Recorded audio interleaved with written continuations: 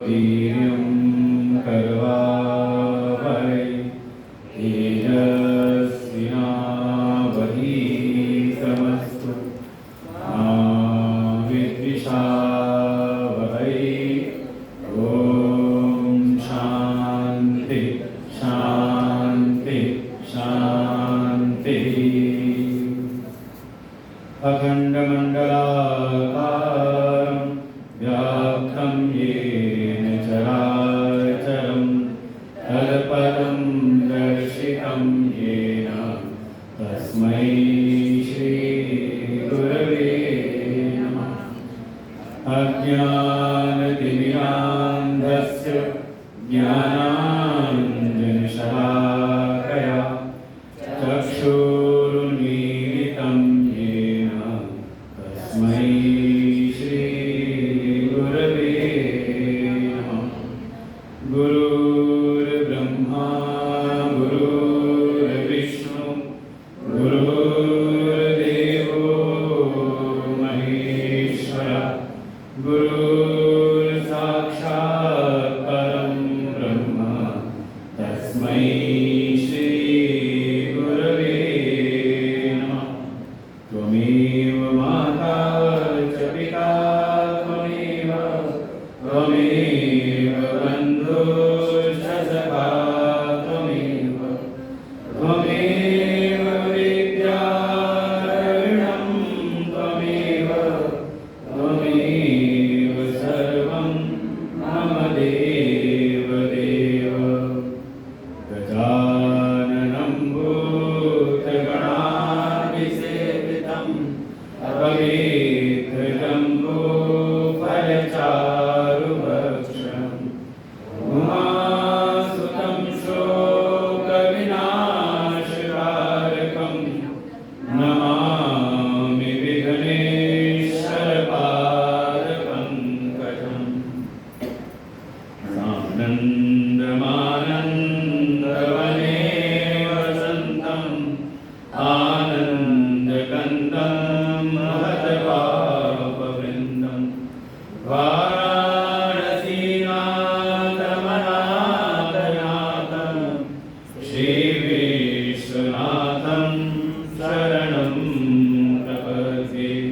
श्रीविश्वनाथं शरणं प्रपद्ये।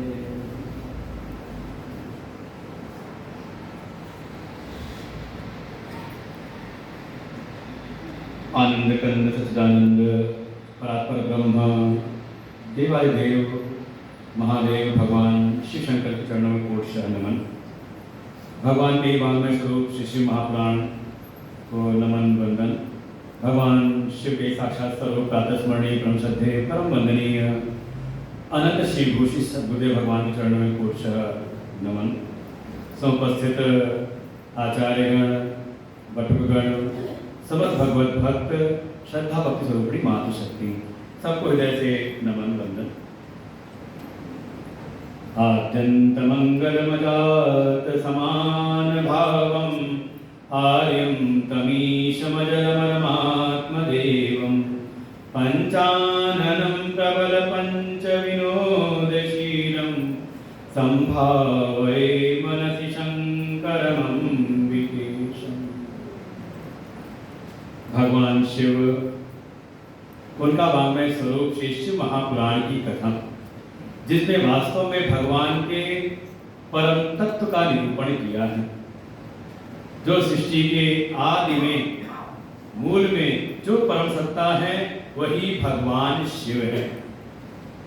आद्यंत मंगलमजात स्वयं मंगल स्वरूप है और शरणागत जो भी भक्त हैं उनका भी भगवान शिव परम मंगल करते हैं। ऐसे भगवान शिव उनसे ही सारा ये जगत उत्पन्न हुआ, उनमें ही स्थित है और अंततः उन्हीं में लय हो जाता है। इसीलिए उनका एक स्वरूप प्रकट हुआ शिवलिंग। लिंग अर्थात जिसमें ये सारा जगत धीरे धीरे लीन हो जाए। लयनाथ लिंग, जिसमें जाकर के अंततः लीन हो रहा है, वही भगवान शिव है। ऐसे परात्पर जगत पिता परम परमेश्वर भगवान शिव की महिमा का वर्णन शिव महापुराण में सुनाया गया। कथा के क्रम में ही पूछा शौनक आदि ऋषियों ने। शौनक उवाच व्यास शिष्य महाभाग सूत ज्ञान दयानिधे वद शंभवतारांश्च यैकाशी सतां शिवम। शौनक आदि ऋषियों ने कहा, हे सूत जी, आपने भगवान शिव की जो महिमा है, उनके परम तत्व, उनके जीवन की अनेकों कथाएं आपने सुनाई। शिव सती चरित्र सुनाया, शिव और पार्वती का चरित्र भी आपने सुनाया, उनके जो पुत्र हुए कार्तिकेय और गणेश, उनका आपने चरित्र सुनाया, उनके विवाह कथाएं सुनाई, तारकासुर और त्रिपुरासुर के वध का आपने वर्णन सुनाया। ये जो भगवान शिव हैं, क्या इनके भी अवतार होते हैं? जैसे हमने भगवान श्री हरि के 24 अवतारों का वर्णन सुना है, क्या भगवान शिव भी वद संभव अवतारांश? अगर भगवान शिव के अवतार होते हैं, थोड़ा आप उनके रहस्यों का भी वर्णन करिए। भगवान कब अवतार लेते हैं, किस रूप में अवतार लेते हैं? ओम नमः शिवाय, ओम नमः शिवाय, ओम नमः शिवाय, ओम नमः शिवाय, ओम नमः शिवाय, ओम नमः शिवाय, ओम नमः शिवाय, ओम नमः शिवाय, ओम नमः शिवाय, ओम नमः शिवाय, ओम नमः शिवाय, ओम नमः शिवाय, ओम नमः शिवाय, ओम नमः प्रेम सच्चिदानंद भगवान की, उमापति महादेव की। वद संभव अवतारांश, भगवान शिव के अवतारों के विषय में थोड़ा आप हम सबको उपदेश करिए। अवतार जो अपनी परम महिमा में है, वही अपनी महिमा से जब थोड़ा नीचे उतर आते हैं, इसलिए शब्द अवधनतार, अवमाने नीचे, जो थोड़ा अपनी महिमा से नीचे उतर आए, उसी को कहा अवतार। जैसे हमने श्रवण किया कि सृष्टि के मूल में केवल और केवल एक वही परम सत स्वरूप परमात्मा विराजमान थे। उन्होंने ही अपनी प्रकृति को धारण करते हुए अपना एक मूर्त रूप प्रकट किया, वही सदाशिव कहलाए। वैसे जो हमारे उपनिषदों में और हमारे शास्त्रों का जो सार, जो एक सिद्धांत है, यही है कि सृष्टि के मूल में जो एक परम सत्ता है, उसको कहा वो निष्कल है, निर्गुण है। उसी को कहा परब्रह्म। पूर्ण बात तो ना करें बीच में, बेटी जोर से बात करें कि बात यहाँ तक आए, ये बड़ा दोष है कथा में। मैंने कहा विघ्न नहीं होना चाहिए कथा में। और सबसे बड़ा दोष तो यही है कि हम आए भगवान, अभी हम कहानी सुनाएंगे, हमारे मुद्दे सुनाते हैं ऐसे कि मान लो किसी के घर पे जाओ, अब देखो महिला शक्ति संस्थान है, तो अब आपके दिल की बात सुना रहे हैं। आपके घर में आपका कोई पड़ोसन आए और आकर के जो घर की मालकिन है उससे दुआ सलाम करे ना, और चली जाए घर की जो बहुएं हैं उनसे बातचीत करे, खूब गपशप करे और फिर चुपचाप निकल जाए, तो बताओ घर की जो मुखिया है मालकिन का दिल कैसा होगा? तार तार होगा कि नहीं? शायद दोबारा उसका आना बंद हो जाए। ऐसे ही आप आ गए जगत के स्वामी हैं भगवान की कथा में, और भगवान की कथा से ध्यान हटा करके दुनिया में जब दिल लगाओ तो समझे, जीवन का एक जरा सा, कहते हैं हमारे जीवन का जन्म से लेकर मृत्यु तक का जो भी समय है, उसमें हम कितना भगवान के लिए लगाते हैं। कथा को भी हमने कहा, तो कथा ही मान लो 7 दिन है, तो 7 दिन में 2.5 घंटे, 2.5 घंटे में कथा केवल 2 घंटे, जो मूल कथा हुई लगभग 2 रिकॉर्डिंग होती है, 1 घंटा 50 मिनट, पौने 2 घंटे।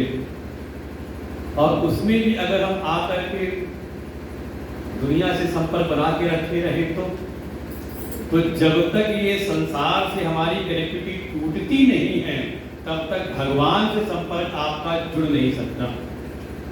भगवान से संपर्क जोड़ना हो तो वो हिम्मत आनी चाहिए कि कम से कम कुछ समय, जो भी थोड़ा सा समय हमने भगवान को अर्पण किया है वो पूर्ण रूप से अर्पण करें। हम तो जो थोड़ा सा भगवान को अर्पण करते उसमें भी 4 काम करते रहते हैं।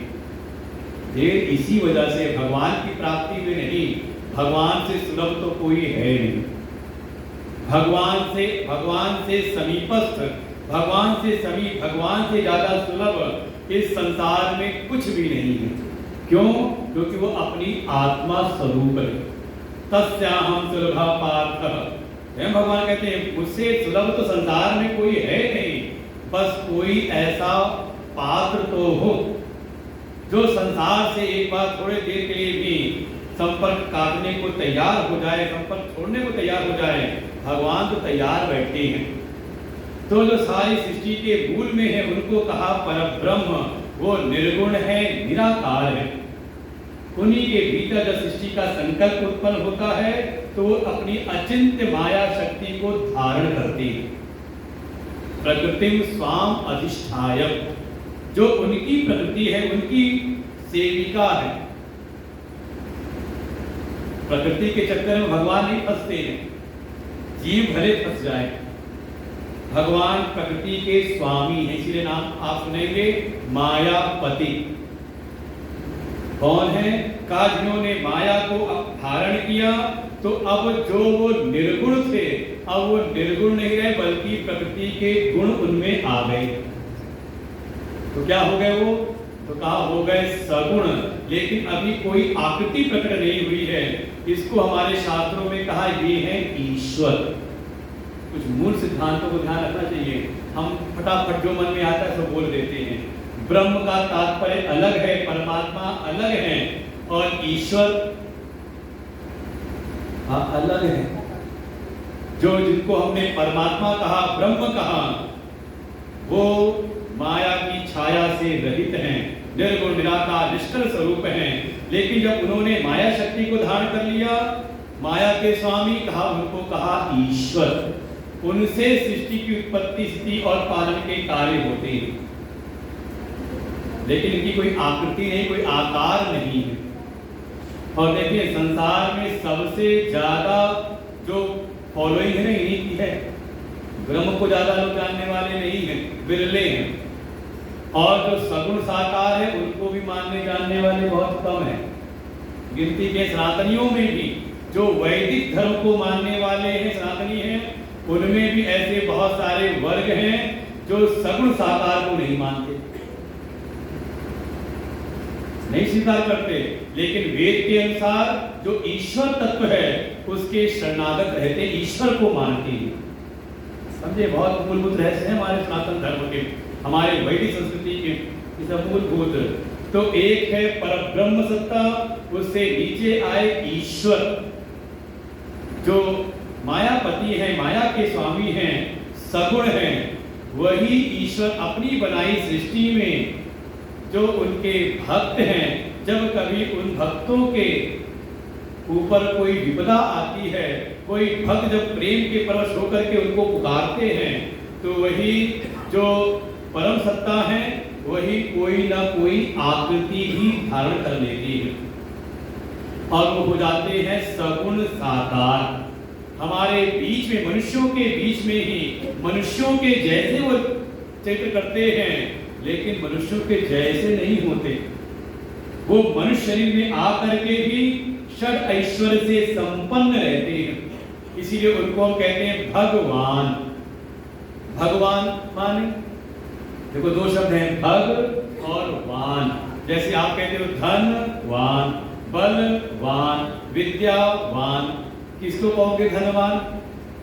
कोई आए दो चार पढ़ा के चला जाए। हाँ, कोई ऐसा हो जो अकेले ही 8-10 को निपटा दे। तो कहते हैं भैया इनसे बच के रहना, ये बहुत बलवान है। कहीं के चंगुल में फंस गए तो फिर लेने के देने पड़ जाएंगे। इसलिए बच के रहना, बहुत बलवान है, ये बहुत धनवान है। अब आज के समय में कोई लाख 2 लाख लेके जेब में घूम रहा तो कोई धनवान नहीं। आज तो मोबाइल लोग घूमते 50,000 का मोबाइल जेब में लेके घूमते रहते हैं। कहा जिसके धन की कोई सीमा ना हो, कितना धन है कुछ पता ना हो जिसे, तो कहते हैं कौन है? कहा ये धनवान। वान माने प्रचुरता के अर्थ में। ऐसे ही कहा भगवान, अर्थात जो भग से संयुक्त हो और वो भग भी जिनमें समग्र रूप से हो, तो भगवान। किसी को पता हो भग किसे कहते हैं? तो कहा हाँ जी, हाँ विशाल तो है, लेकिन भग क्या विशालता है? तो कहा 6 चीजों को गिनाया, इनको कहते हैं भग। ऐश्वर्य समग्रस्य धर्मस्य शस्य ज्ञान वैराग्योश्चैव षड्नाम भग इतीर्णा। इनको हम भग कहते हैं। ऐश्वर्य, जिसका ऐश्वर्य समग्र रूप में जिसे समाहित हो। जैसे आप भी अपना ऐश्वर्य दिखाते हो, कोई मेहमान आ जाए तो आप ले जाते हो, ये हमारा ड्राइंग हॉल है, ये हमारा बेडरूम है, ये गेस्ट रूम है, ये हमारी गाड़ी है। क्या दिखा रहे हो उस समय? और पहले गांव में खेत दिखाने जाते, वो देखो जहां तक दिखाई दे रहा है वहां तक हमारे खेत हैं। कोई बिल्डर हो तो अपनी साइड दिखाएगा, देखो वो तो साइड है हमारी। क्या दिखा रहे हैं? कहा अपना ऐश्वर्य। पश्चिमे योगमैश्वरम। भगवान भी कहते हैं अर्जुन को, क्या हे अर्जुन, अब तू मेरा ऐश्वर्य देख। तूने योग देख लिया, अब मेरा तू ऐश्वर्य देख। कितना ऐश्वर्य है? जितना दिखाते हो, अभिमान करते हो, जरा सा है। जिनके पास समग्र ऐश्वर्य है, समग्र रूप में है, वास्तव में जिसको हमने अपना मान रखा है ना, वो भी उन्हीं का है। किसका है? आपकी मर्जी से कुछ आपको नहीं मिल रहा है, आप चयन करता नहीं। कोई है यहाँ पर जो चयन करता हो अपने जीवन में, हमें यही चाहिए और यही मिल जाए? कुछ नहीं। जो आपके प्रारंभ में है, जैसी आपकी पात्रता है, वैसे आपको प्रतियां मिलती है कि नहीं मिलती? यथार्थ की बात है ये, इधर वाली ये सत्संग नहीं, जहाँ मीठी मीठी बात की है। यथार्थ का बोध है सत्संग, जहाँ हमें आदत यथार्थ का बोध हो। जो है सब उन्हीं का है। मिथ्या अभिमान हम कर लेते हैं, आज हमारे पास है, कल का कुछ पता नहीं, कल कहाँ क्या चला जाए। इसलिए सदैव ये ध्यान रहे, जो भी ऐश्वर्य है वो प्रभु का। सारे ऐश्वर्य उन्हीं के हैं, उनकी कृपा से कुछ क्षण के लिए हमें प्राप्त हुआ है। फिर कहा समग्र धर्म, थोड़ा धर्म पुण्य हम भी करते हैं, अपने कर्तव्यों का पालन, अपने माता पिता की सेवा, समाज की सेवा, कोई ना कोई धर्म के कार्य हम भी करते हैं, लेकिन कितना उसकी सीमा है। लेकिन जिनमें ये धर्म समग्र रूप में समाहित हो, कह सकते हैं जो धर्म के साक्षात विग्रह हो। भगवान शिव की क्या बात कहें, वो तो सदैव धर्म पर सवार रहते हैं। वाहन कौन है उनके? नंदी। नंदी कल बताया था प्रतीक किसके हैं? कहा धर्म के। धर्म पर अगर भगवान शिव जा रहे विवाह करने के लिए तो काम पर सवार नहीं है, काम वृत्ति पर सवार नहीं है, बल्कि धर्म की रक्षा के लिए उनकी प्रवृत्ति हो रही है। गृहस्थ में भी हर कार्य में उनका धर्म आगे रहता है, और कोई धर्म से विमुख हो और चाहे भगवान शिव की प्राप्ति कर ले तो संभव नहीं है। ये फिल्मों में आप जो देखते हो, फिल्मों में देख के छोड़ दो, वहां पर केवल हमारे संस्कृति को बिगाड़ने का कार्य करते हैं, वो भ्रमित करने का कार्य। जीवन में धर्म प्रतिष्ठा हो और फिर कोई भगवान की उपासना करे तो उसको भगवान की प्राप्ति होती है। जो समग्र धर्म जिनमें हो, जैसे हमारे प्रभु श्री राम हैं, उनके कह दिया रामो विग्रहवान धर्म। जो राम है वो साक्षात विग्रह हैं। किसके? कहा धर्म की अगर कोई मूर्ति बनाई जाए तो हमारे शास्त्र वर्णन का वो साक्षात श्री राम, प्रभु श्री राम की मूर्ति है। इसलिए 500 वर्ष क्या सैकड़ों वर्ष संघर्ष चलाए उनकी स्थापना के लिए। कोई विग्रह स्थापित नहीं किया गया है, बल्कि साक्षात धर्म प्रतिष्ठा की गई है सैकड़ों वर्ष के संघर्ष के उपरांत। और देखें, अगर ऐसी भावना हो तो वो व्यक्त भी होता है। और सबने आपने चमत्कार देखा होगा, चमत्कार को नमस्कार जल्दी ये ज्यादा लोग करते हैं कि विग्रह हमने 1, 2, 4 दिन पहले देखा था कैसा था, और जब उसकी प्राण प्रतिष्ठा हो गई तो जो मूर्ति कहा था उसने स्वयं कह दिया कि ये जो विग्रह यहाँ स्थापित है इसका निर्माण मैंने नहीं किया था। जो मूर्तिकार थे योगीराज, उसके वचन थे ये विग्रह मेरे द्वारा बनाया हुआ नहीं है, मैंने तो जो बनाया था सो बनाया था। भगवान जैसे स्वयं अपना स्वरूप उन्होंने प्रकट किया है। और फोटो में भी आपने देखा होगा, पहले की फोटो और बाद में जो आई प्रतिष्ठा के उपरांत कहा धर्म के साक्षात स्वरूप हैं, धर्म की प्रतिष्ठा है जिनमें समग्र धर्म समाहित हैं। ये है दूसरा भग। फिर यश, आपका यश है कि नहीं? आप परिवार के लोग जानते हैं, कुछ मोहल्ले के लोग जानते हैं। मंगल पांडे हमारी पूर्ति बस्ती है, सब जानते हैं। मंगल पांडे नगर में कहीं जाना हमारा नाम ले लेना हमारे घर पे छोड़ेगा। क्या है ये? इसको कहते हैं यश। कहीं किसी मोहल्ले में है तो किसी का जिले में है, किसी का प्रदेश में तो किसी का देश में, किसी का डंका शायद विश्व में मच रहा हो। लेकिन कितने दिनों तक? ये दुनिया वाले बड़ी जल्दी भूल जाते हैं, चिंता ना करना। अच्छा, हम आपसे पूछे आपके पिता का नाम, आप फट से बता दोगे। हम कहेंगे दादा का नाम, बता दोगे। और हम पूछे अब परदादा का नाम, किसको याद है, पता है अपने परदादा का नाम? हाथ खड़ा करें। 1 2 3 4, बस 4 लोगों को। चलो 5 6 7, बहुत जोर देंगे तो 8-10 लोग निकल आएंगे। लेकिन जब वो रहे होंगे तो क्या उनको लगता हो क्या मेरा रुपा चलता है, मैं चलता हूं तो पिटवी दौड़ती है। लोग कहते हैं ऐसे, बिना मेरी इच्छा के पत्ता नहीं हिलता है। धीरे धीरे हम कहें जिनकी एक समय सत्ता रही हुई, अगर अभी पूछना शुरू कर देना प्रधानमंत्रियों के नाम तो आप 2 4 5 नाम बता पाओगे। नहीं तो अमेरिका के राष्ट्रपति कहते सबसे बड़ी विश्व शक्ति है अमेरिका, उसके राष्ट्रपति का नाम 47वें अभी हुए हैं, 46वें का नाम बता दोगे? हम कहें 45वें का जोर देना पड़ेगा। कहा जो विश्व शक्ति जिनके हाथ में हो उसको भी लोग भुला देते हैं कुछ दिनों बाद, कोई ज्यादा याद रखता नहीं।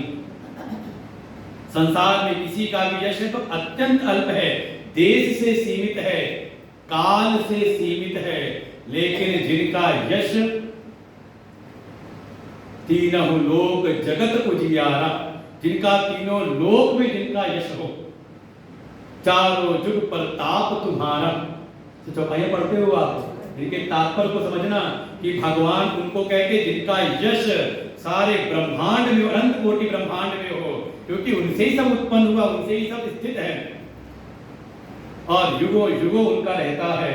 कोई अगर मान लो ना भी मानता हो, विरोध करता तो विरोध किसका करता है भाई? विरोध करने के लिए भी सत्ता माननी पड़ती है ना कि ये फला फला है और इनका नहीं मानते हम, तो मान तो वो भी कहीं ना कहीं रहा है कि नहीं? भगवान जिनमें जिनका यश की कोई कल्पना नहीं करता, समग्र यश में समाहित है। चौथा भग कहा श्री। कितनी है आप पे? कहा देखेंगे घटा के अपनी खोल करके कहां कितना कितना जमा कितना है कि नहीं? कुछ तो होगा ना, खाली तो नहीं होना। लेकिन कितना है वो खतरा लगा रहता है, कब खत्म हो जाए कुछ पता नहीं। और कहीं चुरा के तो नहीं रखा है ना, माताएं रखती कई बार, कहीं डब्बे के पीछे कहीं कुछ रख दिया, कहीं कुछ रख दिया। वो घर के लोग कहीं पूछा कुछ पैसे तो कुछ है, कहा नहीं कुछ नहीं है। और पहला मोदी जी ने कर दी नोटबंदी, अब हमारे गलबा देना हमें तो सबसे ज्यादा मोदी जी ने माताओं के लिए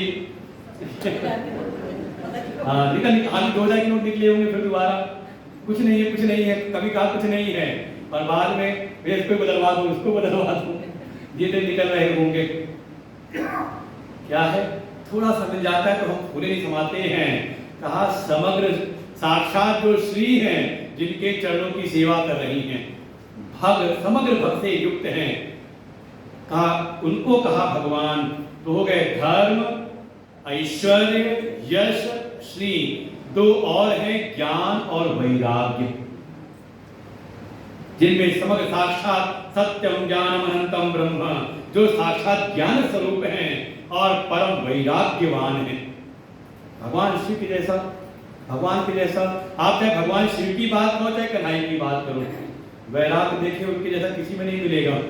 जहां जिनको बहुत प्रेम मिला, बड़ा सम्मान मिला, निकल जाते दोबारा याद भी नहीं करते, वापस भी नहीं आते। ऐसे जो ज्ञान और वैराग्य की वे मूर्तिमान हैं, जिनमें ये छह भग हो, उनको कहते हैं भगवान। वो अपनी जो अपरंपार जो महिमा है, जो जगत व्यापक सत्ता है, वो उतर तो आती है सगुण साकार होकर के हमारे बीच में ही कोई ना कोई एक शरीर धारण करते हैं, लेकिन षड ऐश्वर्यों से युक्त होकर के हमारे जैसे दिखते हैं, लेकिन हमारे जैसे हैं नहीं। माया मनुष्यम हरिम, अगर वो मनुष्य रूप में भी हैं तो माया से प्रकृति स्वाम अधिष्ठाय, अपनी प्रकृति को अपने अधीन करके तब वो प्रकट करते हैं जैसा आवश्यकता हो। निज इच्छा निर्मित तनु माया गुण गोपाल, समझे? ये हमारी इच्छा नहीं कि हम कहां पर जन्म लें। अच्छा, अपनी इच्छा से आए थे, मेरठ प्रांत में जन्म लिया था, अपनी इच्छा से स्त्री शरीर में आए थे, पुरुष शरीर में आए थे। का जैसे हमारे कर्मों की पूंजी थी, जैसा हमारे प्रारब्ध था, उसके अनुसार हमें जन्म मिला है। माया के अधीन होकर के हम आए हैं, जीवन यात्रा कर रहे हैं। लेकिन जब ईश्वर आते हैं तो भले हमारे जैसे ही दिखाई दें, लेकिन दिखते हुए भी माया के परवश नहीं। देखो, जीव और शिव में जरा सा ही अंतर है। कितना अंतर है? कहा जिसकी चोटी या जिसकी लगाम माया के हाथ में हो, तो समझ लो वो है जीव, जो माया के बंधन में हो, उसको कहा जीव। और जिसके हाथ में माया की चोटी, जिसके हाथ में माया की लगाम हो, वो कौन है? का वही है ईश्वर। उपाधि से दोनों में भेद है। जब उपाधि से देखते हैं तो दोनों अलग अलग हैं, लेकिन जब दोनों की उपाधियों को अलग कर दें तो केवल और केवल जो तत्व रहता है वही शिव तत्व है, वही जीव का वास्तविक स्वरूप है। यही बोध कराने के लिए ही भगवान अवतार लेते हैं, अपनी महिमा से उतर करके कोई ना कोई रूप आकृति ले लेते हैं। और उनका जो उद्देश्य है तो आप सुनोगे, परित्राणाय साधुनां विनाशाय दुष्कृताम धर्म संस्थापनार्थाय, ये सब प्रयोजन सुनते हैं। देखो, अवतार के रहस्य और फिर अवतार का प्रयोजन। प्रयोजन है धर्म की स्थापना। धर्म की स्थापना कैसे होगी? तो तीन चीजों की भगवान रक्षा करते हैं। किसकी किसकी? तो कहा कर्मों की शुद्धि करते हैं। जो भी वैदिक विधान के साथ जो कर्म हैं, समय रहते रहते धीरे धीरे उसमें विसंगतियां आ जाती हैं, और फिर संसार के प्राणी अपनी कामनाओं को वशीभूत होकर के मनमाने रूप से कर्म का आचरण करने लगते हैं। आ जाती है कर्मों में अशुद्धि। तो कर्म की शुद्धि कराने के लिए भगवान अवतार लेते हैं। इसलिए कर्मों की शुद्धि के लिए भगवान रक्षा करते हैं यज्ञ की। समझे? यज्ञ की महिमा जाननी हो तो थोड़ा गीता जी को पढ़ो संक्षेप में। 3 अध्याय में सूत्र रखा, यज्ञार्थात् कर्मण्यत्र, कि जीवन में कर्म हो तो यज्ञार्थ कर्म हो, और उसका विस्तार करते हैं 4 अध्याय में 12 प्रकार के यज्ञ बताए। और यज्ञ को तो भगवान ने कह दिया, ये यज्ञ वास्तव में कामधेनु गौ है। अगर आपको जीवन में वृद्धि प्राप्त करनी, अपना वर्धन करना है, उत्कर्ष की प्राप्ति करनी है, तो जीवन में यज्ञ की भावना को ले आओ। यज्ञ अर्थात थोड़ा परस्पर का भाव, त्याग की वृत्ति। बहुत ज्यादा भोग की वृत्ति से कभी कोई सुखी नहीं हो सकता। और आप अपने जीवन को देखें तो भोग में आपको सुख नहीं मिलता, बल्कि सुख मिलता है त्याग में। ये एक मिथ्या आभास हो जाता है मन पे कि हाँ, जितना हम स्वार्थी बनेंगे, जितना अपने भोग के लिए जीवन जिएंगे, उतना ज्यादा सुखी होंगे। लेकिन इस वृत्ति के द्वारा अपने कर्मों में हमने अशुद्धि लाई, और उसके बाद हो गए हैं दुखी। भाई, स्वार्थ के कारण, अपनी भोग स्वार्थ के कारण ही तो हम कहीं ना कहीं अलग अलग होते चले गए ना। परिणाम सुखी हो ज़्यादा दुखी हैं। बस ये है कि एडजस्ट करते रहते, एडजस्टमेंट करते रहते हैं हर व्यवस्थाओं में, परिस्थितियों में। भगवान उसके लिए भगवान आके यज्ञ की रक्षा करते हैं। यज्ञ वास्तव में यज्ञ के में त्याग का स्वर समाहित है। यज्ञ माने जैसे आपने यज्ञ किया, कुछ समिधा ली, सामग्री ली और आपने अग्नि में स्वाहा किया, तो कहते हैं ना इंद्राय स्वाहा, और फिर कहते हैं इंद्राय इदम, इदम इंद्राय इदम नमः। क्या कर रहे हैं? अपने द्वारा अर्जित की गई जो द्रव्य है, समिधा है, उसको हम श्रेष्ठ के लिए त्याग रहे हैं, उस पे अपने अधिकार का, अपने ममत्व का त्याग कर रहे हैं। भावना है कि हमारी इस सेवा से देवताओं का वर्धन हो और बदले में वो देवता फिर हमें पोषण प्रदान करें। देखो ये है यज्ञ का स्वरूप। ऐसे ही जीवन में यज्ञ की भावना हो, जो भी कर्म करें केवल अपनी कामनाओं से प्रेरित होकर के ना करें। मन में इच्छा है अपने भोग के लिए नहीं, कहा ये तो पशुवत जीवन है। मानुषी जीवन तो तब होता है जब भीतर त्याग की भावना है। कर्म तो हो, लेकिन कर्म समर्पित तो किसी श्रेष्ठ के लिए।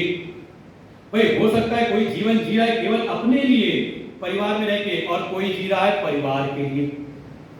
भाई कोई अगर विद्या अर्जन कर रहा है किस लिए? पढ़ लिख लूंगा, बढ़िया नौकरी मिलेगी तो बड़े मौज से रहूंगा। ज्यादा आजकल यही हो रहा है, हमारी अपनी भी लाइफ है। ये समझ लें, यही है कर्म में अशुद्धि। भावना ये हो कि मैं अगर कुछ सामर्थ्यवान हो जाऊं तो मैं अपने माता पिता की सेवा करूंगा, परिवार की सेवा करूंगा, समाज की सेवा में समर्पित होऊंगा, राष्ट्र की सेवा करूंगा, और उसी में भाव है कि भगवान के लिए कोई कार्य करूंगा। आज अगर मोदी जी की सत्ता चल रही है तो कहीं ना कहीं इस कारण से राष्ट्र धर्म को सर्वोपरि किया है, भगवत धर्म को सर्वोपरि कर रखा है। तो आज सर्वत्र उनका डंका बज रहा है कि विदेशी भी आज उन्हीं के चलन पे चल रहे हैं, जो हमेशा हिंदुत्व के पीछे पड़े रहते थे, उसको मिटाने के लिए आज वो भी कहते हैं अपने भाषण में कि हिंदू मुझको बड़े प्रिय हैं। अभी सुना होगा भाषण, विश्व शक्ति के राष्ट्रपति बने हैं अमेरिका के। कारण ये है, ऐसी निष्ठा हो कि हाँ मेरा जीवन, और देखिए जो जो भाषण देते हैं हमारे मोदी जी, अब अपना विजयी भाषण वो भी यही देते हैं कि मेरा जीवन भी अमेरिका के लिए समर्पित है। सुना कि नहीं? ये लाइनें किसकी हैं?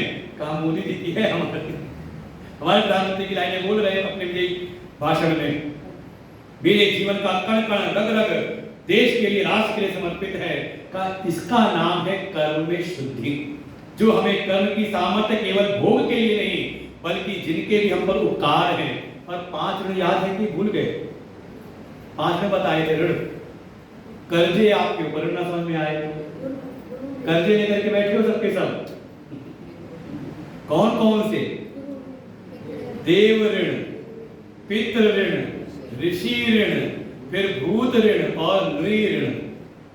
याद है ना सब? जिनको ना पता हो पूछ लेना, जिनको सिर हिल रहे हैं ना, हाँ हाँ हमें पता, तो पूछ लेना। भाई जो रोज आएगा उसको पूरा मिलेगा, और जो कभी कभी आएगा तो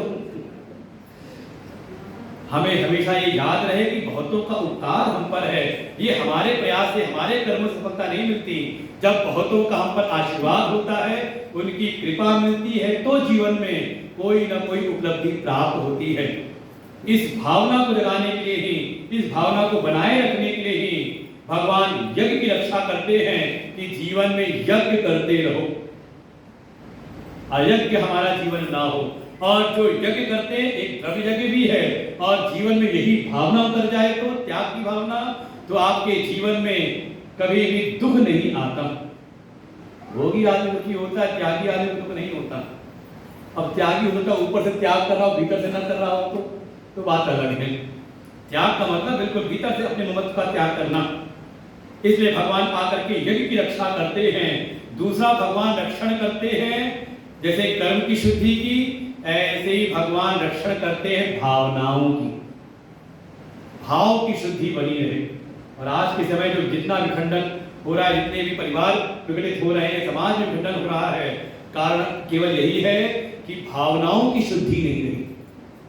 केवल और केवल स्वार्थ पड़ता, भावना अर्थात प्रेम की शुद्धि हो, प्रेम भीतर जागृत रहे। इसलिए भगवान आकर के गौ की रक्षा करते हैं। ये हमारे धर्म के मूल आधार स्तंभ हैं यज्ञ, दूसरे गौ। गौ की रक्षा के द्वारा भगवान वास्तव में हृदय के भीतर भावना कैसी होनी चाहिए, जैसे गौ की भावनाएं हैं। देखो गाय का देखिए जीवन, और जितने भी हैं दूध देने वाले उनमें और गाय बहुत अंतर है। गाय में जैसी वात्सल्यता है वो आपको अन्य किसी में नहीं प्राप्त होगी। और हमें तो बिल्कुल अपने जीवन का अनुभव है अपनी गौशाला का। फिर हमारे अध्यक्ष जी बोल रहे थे, बताया उन्होंने गौ की महिमा का। भाई गौ का जो भी है दूध दही बस देसी गाय का। अब आपका जो गाय का दूध देने वाला वो अब जर्सी गाय का ला रहा है तो उसके बारे में नहीं कह सकते। जो देसी प्रजाति की गायें हैं जैसे साहिवाल है, गिर है, बहुत सारे धार पारकर है, सिंधी है, हरियाणवी है, जो देसी प्रजाति गाय है। और उसकी पहचान यही है, उसके पीठ के ऊपर एक होता है, देखा हो किसी ने पीठ के ऊपर, जर्सी में नहीं हो। फिर गले में उसके ललवी सी होती है, उसमें नहीं होता। और आंखों में अंतर होता है। कभी आप जर्सी गाय को देखना, फिर देशी गाय को देखना। देशी गाय वास्तवता का प्रतीक है। और हमारे तो आश्रम का एक अनुभव कोरोना टाइम में ही, कोई हमारे यहाँ कुंभ से आए हुए थे, कोई माता जी को कुछ दिक्कत थी, वो फिर यहाँ से गए और जहाँ गए वहाँ कोरोना से पीड़ित हो गए और फिर उनका शरीर शांत हुआ। और हमारे आश्रम में उसमें जितने लोग गए थे, एक बार लगा तो धक्का कि हाँ कहीं ऐसा तो नहीं कहीं किसी को कुछ हो गया, बड़ी सावधानी रखी गई। लेकिन उसी समय हमारे आश्रम की एक गाय थी, वो बीमार हो गई। और बीमार भी इतनी कि एक हफ्ता लगभग उसको बोतल चढ़ती रही, बुखार, उसको जैसे जो लक्षण थे वो सब होते रहे। डॉक्टर ने भी कह दिया आपको इसका बचना, आप देखो जो हो जाए। लेकिन स्वस्थ होकर के याद बढ़िया है वो। लेकिन कहते हैं कि पूरे परिवार की जो विपदा है वो अपने ऊपर ले लेती है। ये गाय का, जिन्होंने गोपालन किया उनको ये अनुभव होगा अपने समय में। हम तो कुत्तों के बारे में सुनते हैं, एक गाय है कहते हैं कांकरेज, उसकी बड़ी बड़ी सींगें होती हैं। उसकी महिमा ऐसी है, जो मालिक है उसका, जो उसको खिलाता पिलाता है, उसका पोषण करता है, उसकी भावना इतनी जुड़ी रहती है कि अगर कोई उसके सामने, उस गाय के सामने उसके मालिक को आप मारोगे ना तो खूंटा तोड़ के आपको आपका सभी ताकत देगी। ऐसी ऐसी देसी प्रजाति गायें हैं। परिवार पे अगर जो परिवार पालन पोषण करने वाला है उस पर कोई विपदा आ जाए तो बिल्कुल गाय की कृपा होती है।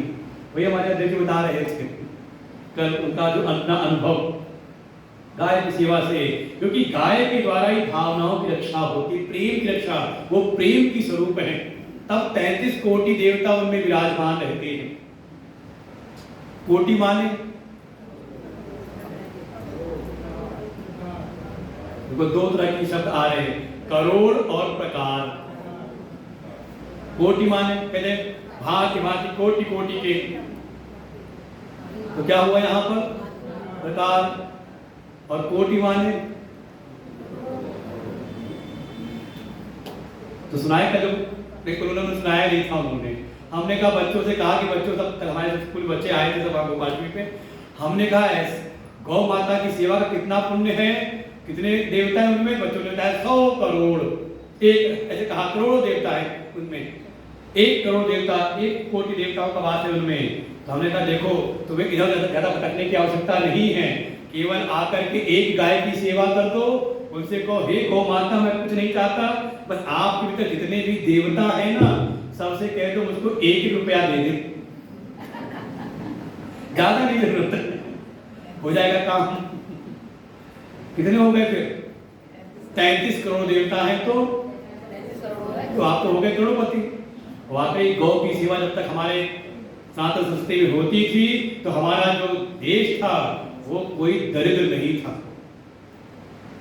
अच्छा किसी गरीब की झोपड़ी में सुना कि डाका पड़ा हो, डकैती पड़ी हो, लूट हुई हो? कहाँ होती लूट? जहां कुछ धन संपदा भरी पड़ी हो।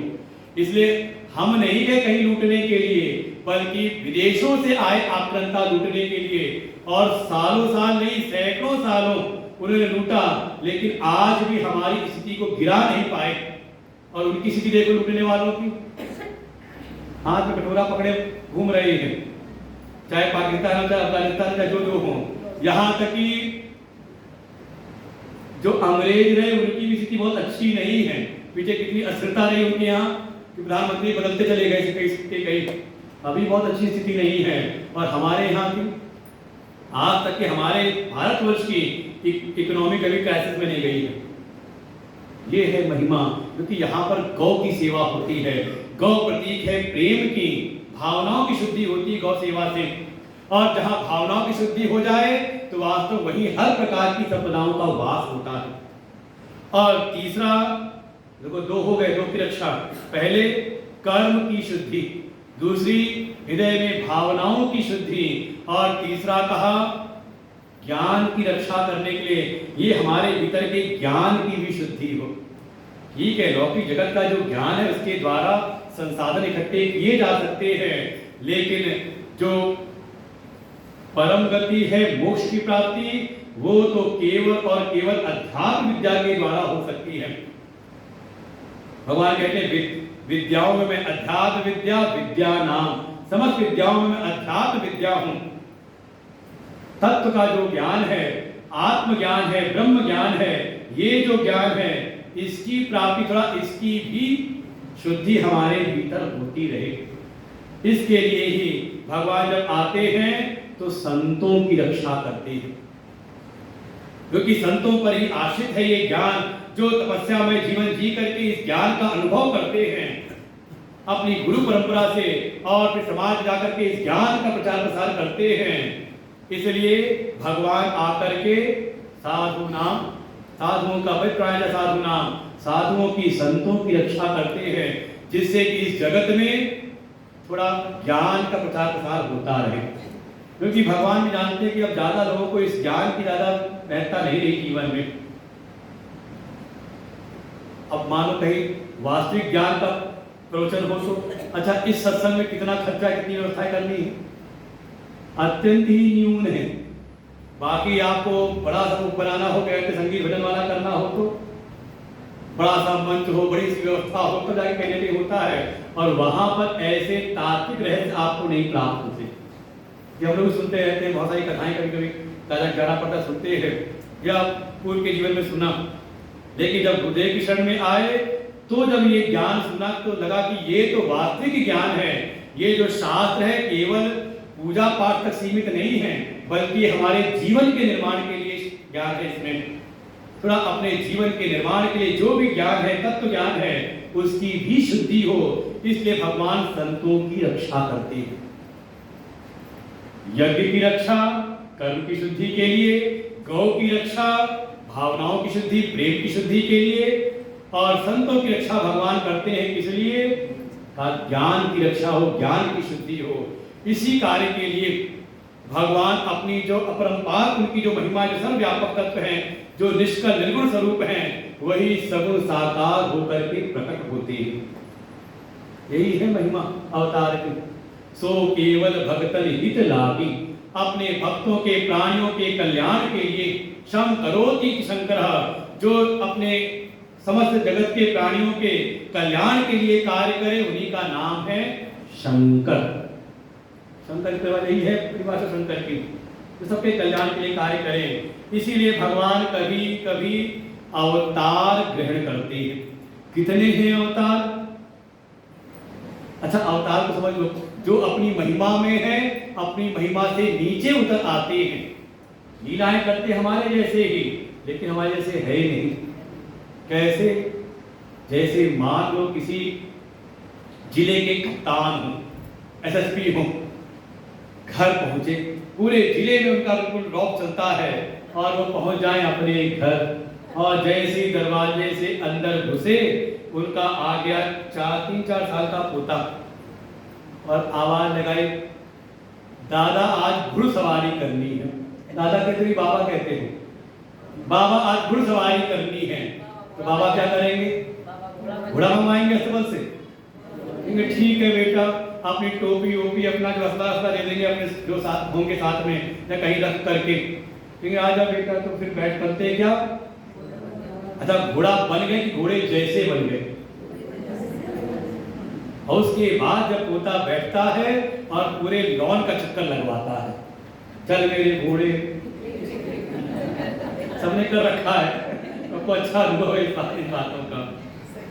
जिनकी बड़ी महिमा है लोग डरते हैं, लेकिन वही जब आ जाता है अपने पोते के सामने तो कोई डर नहीं है।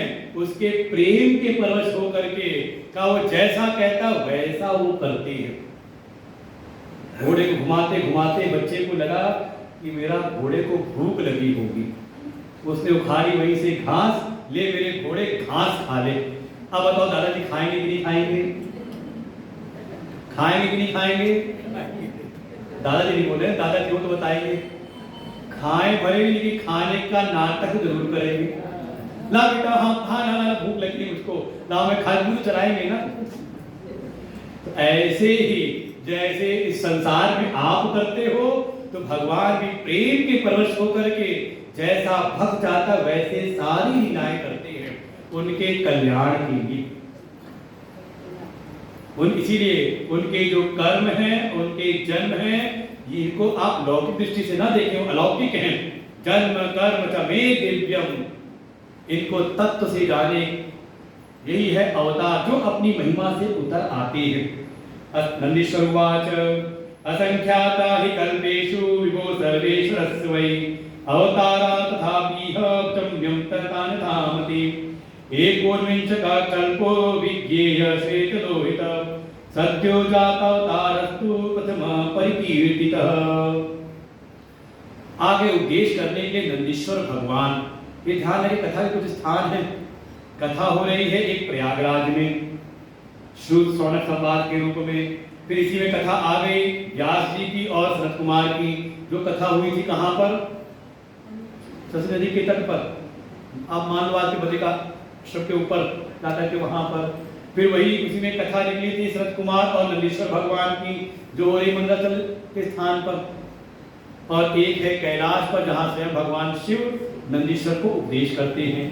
तो वर्णन किया कि जैसे आप पूछ रहे हो, ऐसे ही एक समय नंदीश्वर ने उपदेश किया था व्यास जी को, सनत कुमार को उपदेश किया था और वर्णन किया था कि भगवान शिव के जो अवतार हैं कितने हैं, तो कहा असंख्याता, असंख्य हैं।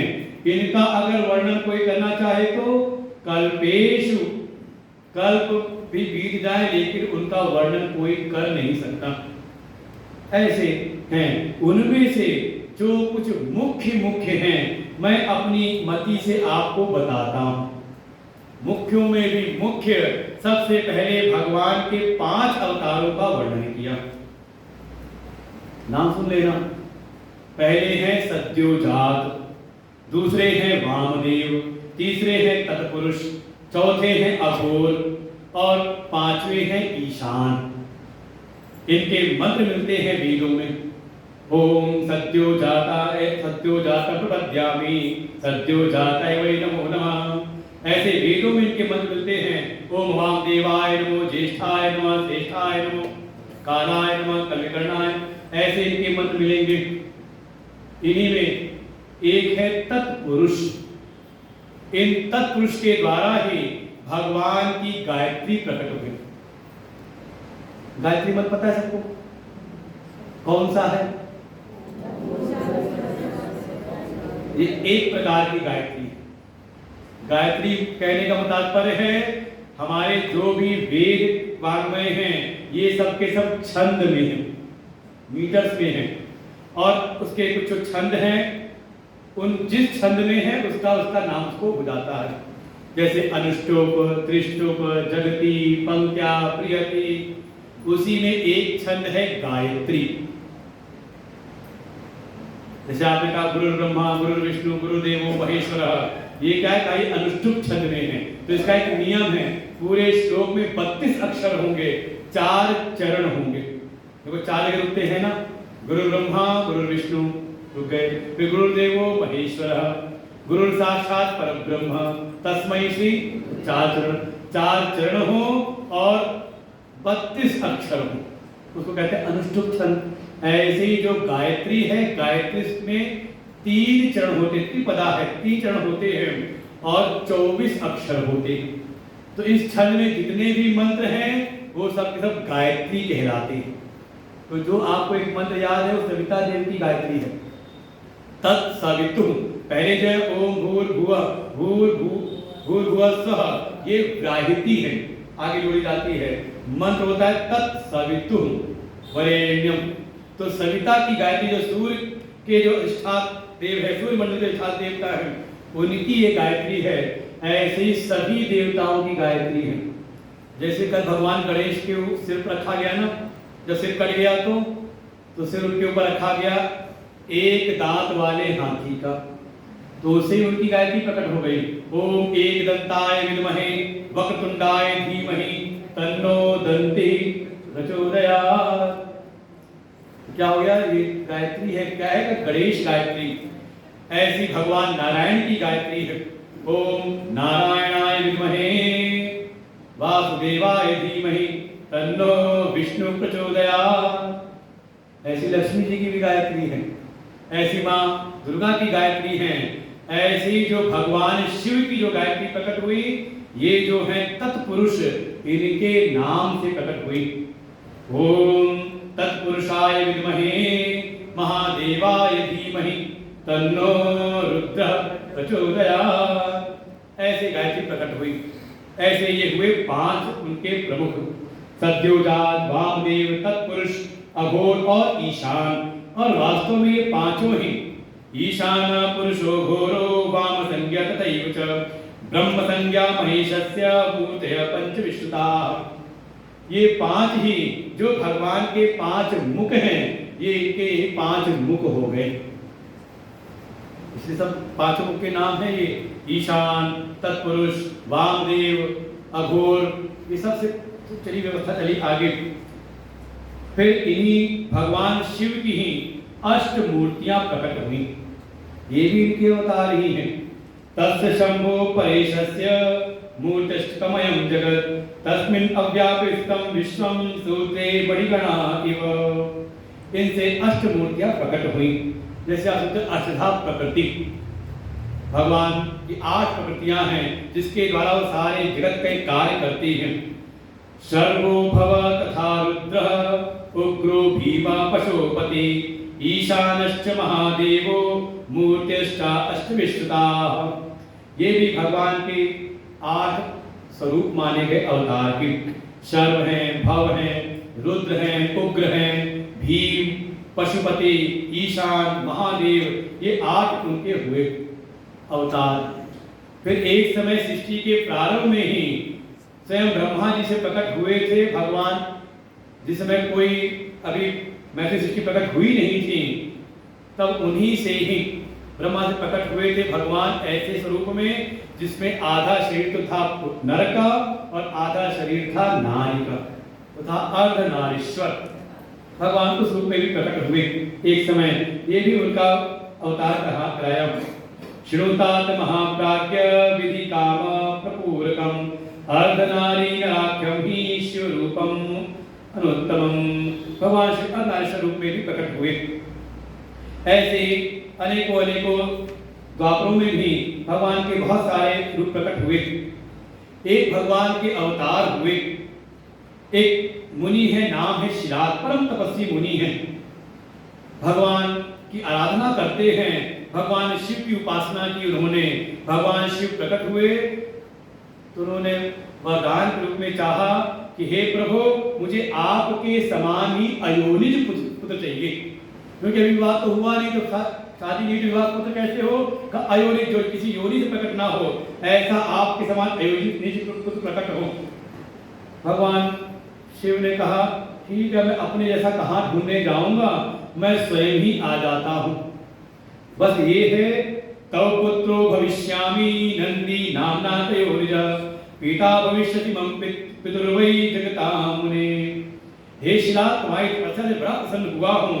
आप जैसा वरदान चाहा है तो मैं कहाँ जाऊँ अपने जैसा ढूंढने? मैं स्वयं ही आऊंगा। जो मैं जगत का पिता हूँ, उसके भी पिता बनने का सौभाग्य आपको प्राप्त होगा। और भगवान शिव आए नंदी के रूप में, जो नंदिकेश्वर हैं, नंदीश्वर हैं, ये भी भगवान के अवतार हैं। लेकिन एक समय की बात, 2 देवगण हैं, मित्र और वरुण, वो आए शिलाद के यहाँ पर। तो शिलाद ने पूछ लिया कि जो मेरा पुत्र है, इसका थोड़ा भाग्य बताइए। उन्होंने कहा क्या भाग बताया? तो भाग को विचारा, कहा ये तो बहुत ही अल्प आयु वाला है, तो दिव्य ये, लेकिन इसकी आयु बहुत अल्प है। आप तो दुखी हो गए, क्या करें क्या करें? तो उन्होंने कहा एक ही उपाय है, अगर ये भगवान शिव की उपासना करे। और उसी समय आ गए नंदी जी भी। उन्होंने कहा पिताजी बड़े दुखी हैं। पिताजी पूछा पिताजी आप क्यों इतने दुखी हो रहे हैं? उन्होंने कहा क्या कहूँ पुत्र, मुझे अभी अभी खबर मिली कि तुम बहुत अल्पायु हो। तो पिता के लिए पुत्र अल्पायु हो जाए तो पिता के लिए इसके बढ़ के और क्या दुख होगा। वो नंदी ने कहा अरे पिताजी आप बिल्कुल चिंता ना करिए। पुत्रवाच न तपसा मृत्युम वंचयिष्ये च विद्या महादेव से भजना मृत्युम जेष्यामि न अन्यथा। नंदी जी ने कहा हे पिताजी आप बिल्कुल चिंता न करिए, मैं स्वयं जाकर के भगवान महादेव को तपस्या से प्रसन्न कर लूंगा। उनके सामने तो मृत्यु भी आकर के भयभीत रहती है, आप बिल्कुल चिंता न करें। और फिर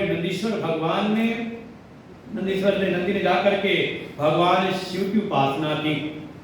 भगवान शिव के एक शिवलिंग की स्थापना की और जाकर के वहां पे एक दिव्य मंत्र है भगवान शिव का, मृत संजीवनी मंत्र, जिससे मरे को भी जिंदा किया जा सकता है।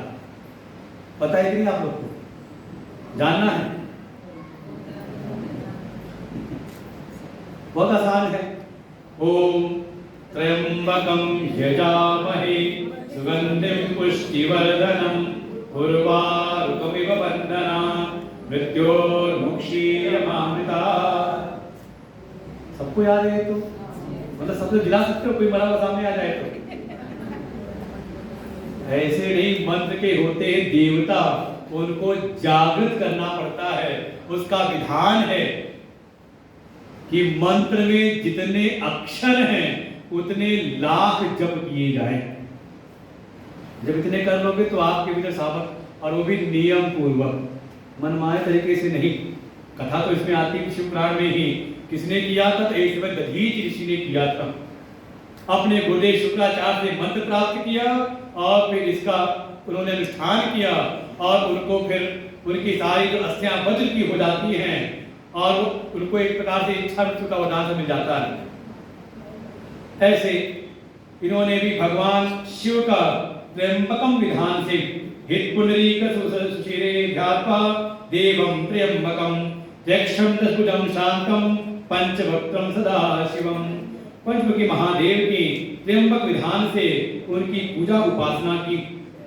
और संजोग ऐसा जब इनकी मृत्यु का समय आया, उस समय मृत्यु जब आए तो ये जो नंदी जी भगवान शिव की उपासना कर रहे थे, इस मंत्र का जप कर रहे थे, और जैसे ही यमदूत आए उन पर पांच डालने लगे, तत्काल ही भगवान शिव का त्रिशूल लेकर के आए, उनकी तरफ यूं किया हो, और जैसे उनकी तरफ किया हो यमदूत डर के वहां से भाग खड़े हुए। और ऐसे नंदी जी की रक्षा होती है, दीर्घ आयु हो जाते हैं। मृतों की कन्या है सुयशा, इनसे नंदी जी का विवाह हुआ और वे पिता की आज्ञा लेकर के भगवान की सेवा में ही समर्पित हो गए। भगवान शिव का एक अवतार है भैरव। भैरव कुंड को ही शंकर से परमात्मा, भैरव अवतार हुआ भगवान का, जिनकी कथा आई थी शुरुआत के दिन में ही, दूसरे दिन ही, जब ब्रह्मा जी ने झूठ बोला था वो अग्निस्तंभ का पता लगाने में कि हाँ मैंने जान लिया। उसी समय उन महेश्वर के विकुटी के मध्य प्रकट हुए थे भैरव, जिन्होंने ब्रह्मा के उस पांचवें मुख जिससे असत्य भाषण किया था उसको संहार किया। एक भगवान शिव का अवतार हुआ शरभ अवतार। वैसे आप जाओ महाकाल, और महाकाल में आजकल मोदी ने बड़ा उसका जीर्णोद्धार किया हुआ है, और वहां पर एक नया एक क्षेत्र बनाया, इसका नाम है महालोक, ऐसी है नाम उसका। आप जाओ तो आप देखेंगे सारे अवतारों के वहां स्वरूप प्रकट किए गए हैं, आप जाते हो देखते रहो। उन्हीं में एक है शरभ अवतार। इनकी कथा बड़ी विचित्र है। एक समय जो अब जितने भगवान विष्णु के भक्त हो चिंता ना करना, हम भगवान जब भागवत की कथा सुनोगे तो उनकी महिमा बताएंगे। जब भगवान आए एक समय प्रहलाद की रक्षा में, हिरण्यकश्यप का वध करने के नरसिंह रूप में अरे जब उसका वध कर लिया, उनका जो रौद्र रूप प्रकट होता है, कोई भी आता है किसी के साथ शांत होते नहीं, उनकी क्रोधाग्नि शांत नहीं होती, कोई भी आए सामने वो शांत होते नहीं। सबने प्रार्थना की भगवान शिव से, प्रभु आप ही इनको शांत करो, कैसे शांत हूं।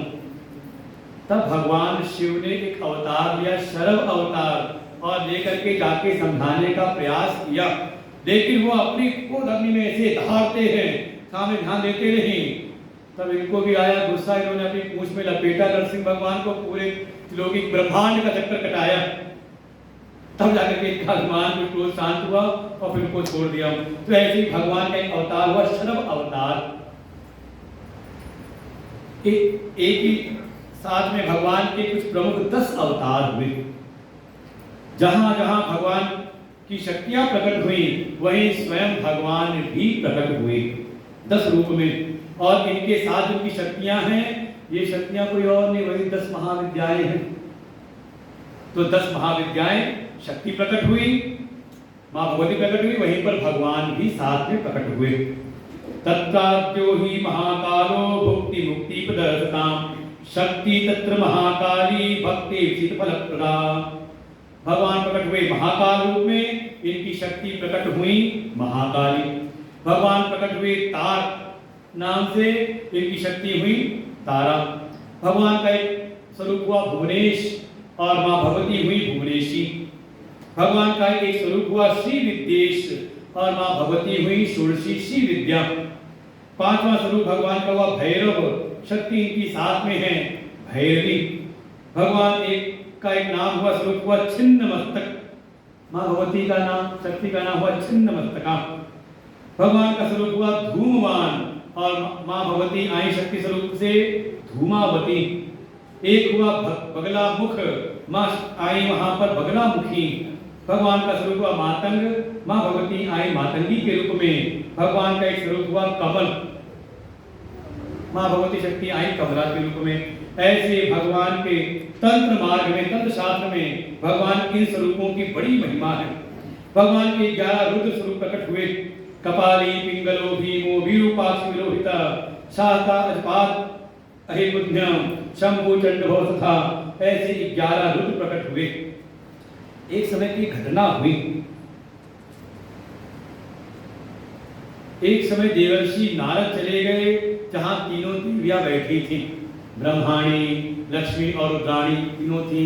वहीं जाकर के पृथ्वी लोक की एक देवी है, उनकी महिमा गाने लगे, उनके सतीत्व की महिमा, कि जैसा सतीत्व अनुसुईया का है, ऐसा त्रिलोकी में किसी का भी नहीं। अरे वो माताएं ज्यादा बैठी, सब शक्तियां बैठी हुई हैं। अच्छा, आपके सामने किसी और की महिमा का वर्णन करना शुरू करें तो चलेगा कि कुछ जलेगा? अरे उनसे सहन हुआ नहीं, ऐसा कैसे कह दिया? हम तीनों के सामने आप उनकी मर्द लोग के प्राणी की आप महिमा गा रहे हो। हम परीक्षा लेकर के सतीत्व की, और सब बैठी थी, जैसी आए तीनों देवता, उनसे कहा जाके जाओ हमारा काम करो, जा करके जाकर सतीत्व की परीक्षा लो। और फिर तीनों देव आए उनके यहाँ पर, ब्राह्मण का रूप बना करके भिक्षाम देहि याचना करते हैं। अत्रि ऋषि वहां पर है नहीं, आई माता अनुसुईया बाहर, हे ब्राह्मणों आपको क्या भिक्षा दूं? उन्होंने कहा हमारी भिक्षा हमारे अनुसार हो, हम चाहते आप हमें निर्वस्त्र होकर के भिक्षा प्रदान करिए। समझे, ये है नामी अनसुईया बुद्धि होती है। कई बार एक बुद्धि का एक दोष है असूया बुद्धि, अर्थात हर चीज में कोई ना कोई दोष ढूंढ लेना। कुछ होते होंगे ऐसे, चाहे कितना अच्छा भी काम कर लो, वो आके 2-4 कर गया, ये ठीक नहीं है, वो ठीक नहीं है, ऐसे। अब ये ना कह रहे कि आप आओ हमसे कोई बात कहो तो हम भी कोई कमी बताए तो गुरु जी आप भी असूया बुद्धि वाले हो गए। ये अधिकार केवल गुरु जी को है चोरी करने, कमी बताने का।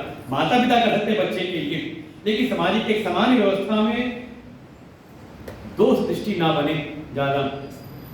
तो असूया हो गया दोष बुद्धि वाला, और हो जाए इसका उल्टा अनसूया, अर्थात कैसी परिस्थिति भी हो उसमें कोई दोष दृष्टि ना देखे। जड़ चेतन गुण दोष में विश्व कीन करता, संत हंस गुण गहि पे, परिहरिवार विकार। संतों वाली दृष्टि हो जाए ठीक है, सारे जगत में गुण दोष भरे पड़े हैं, हम गुणग्राही बन जाएं। यही स्वभाव है अनसुईया माँ का। उन्होंने स्वीकार किया ठीक है मुझे आपकी शर्त स्वीकार है, लेकिन मेरी भी एक शर्त है, आप मेरे पुत्र बन जाओ, मेरी गोद में आ जाओ। और फिर तुरंत वो तीनों के तीनों गोद में आए, उनको अपना स्तनपान कराया और अपने पालने में डाल दिया। बहुत दिन हो गए वो आए नहीं तीनों देवता, बड़ी हलचल। देवर्षि नारद पहुंचे, क्या हुआ देवियों आपके देवता आए की परीक्षा लेकर के? कहा गए तो थे अभी लौटे नहीं, बहुत दिन हो गए आए हुए गए हुए उनको। देवर्षि ने कहा जाके देखो कहाँ पड़े हैं वो, जहाँ गए थे वहीं पड़े हुए पालने में। तो तीनों देवियां को अकल ठिकाने आई, तीनों पहुंची अनुसुईया माँ के पास में। अनुसुईया माँ ने स्वागत किया, अरे देविया आप कौन हैं? पूछा, बड़ी सुंदर सुंदर आप हैं कौन?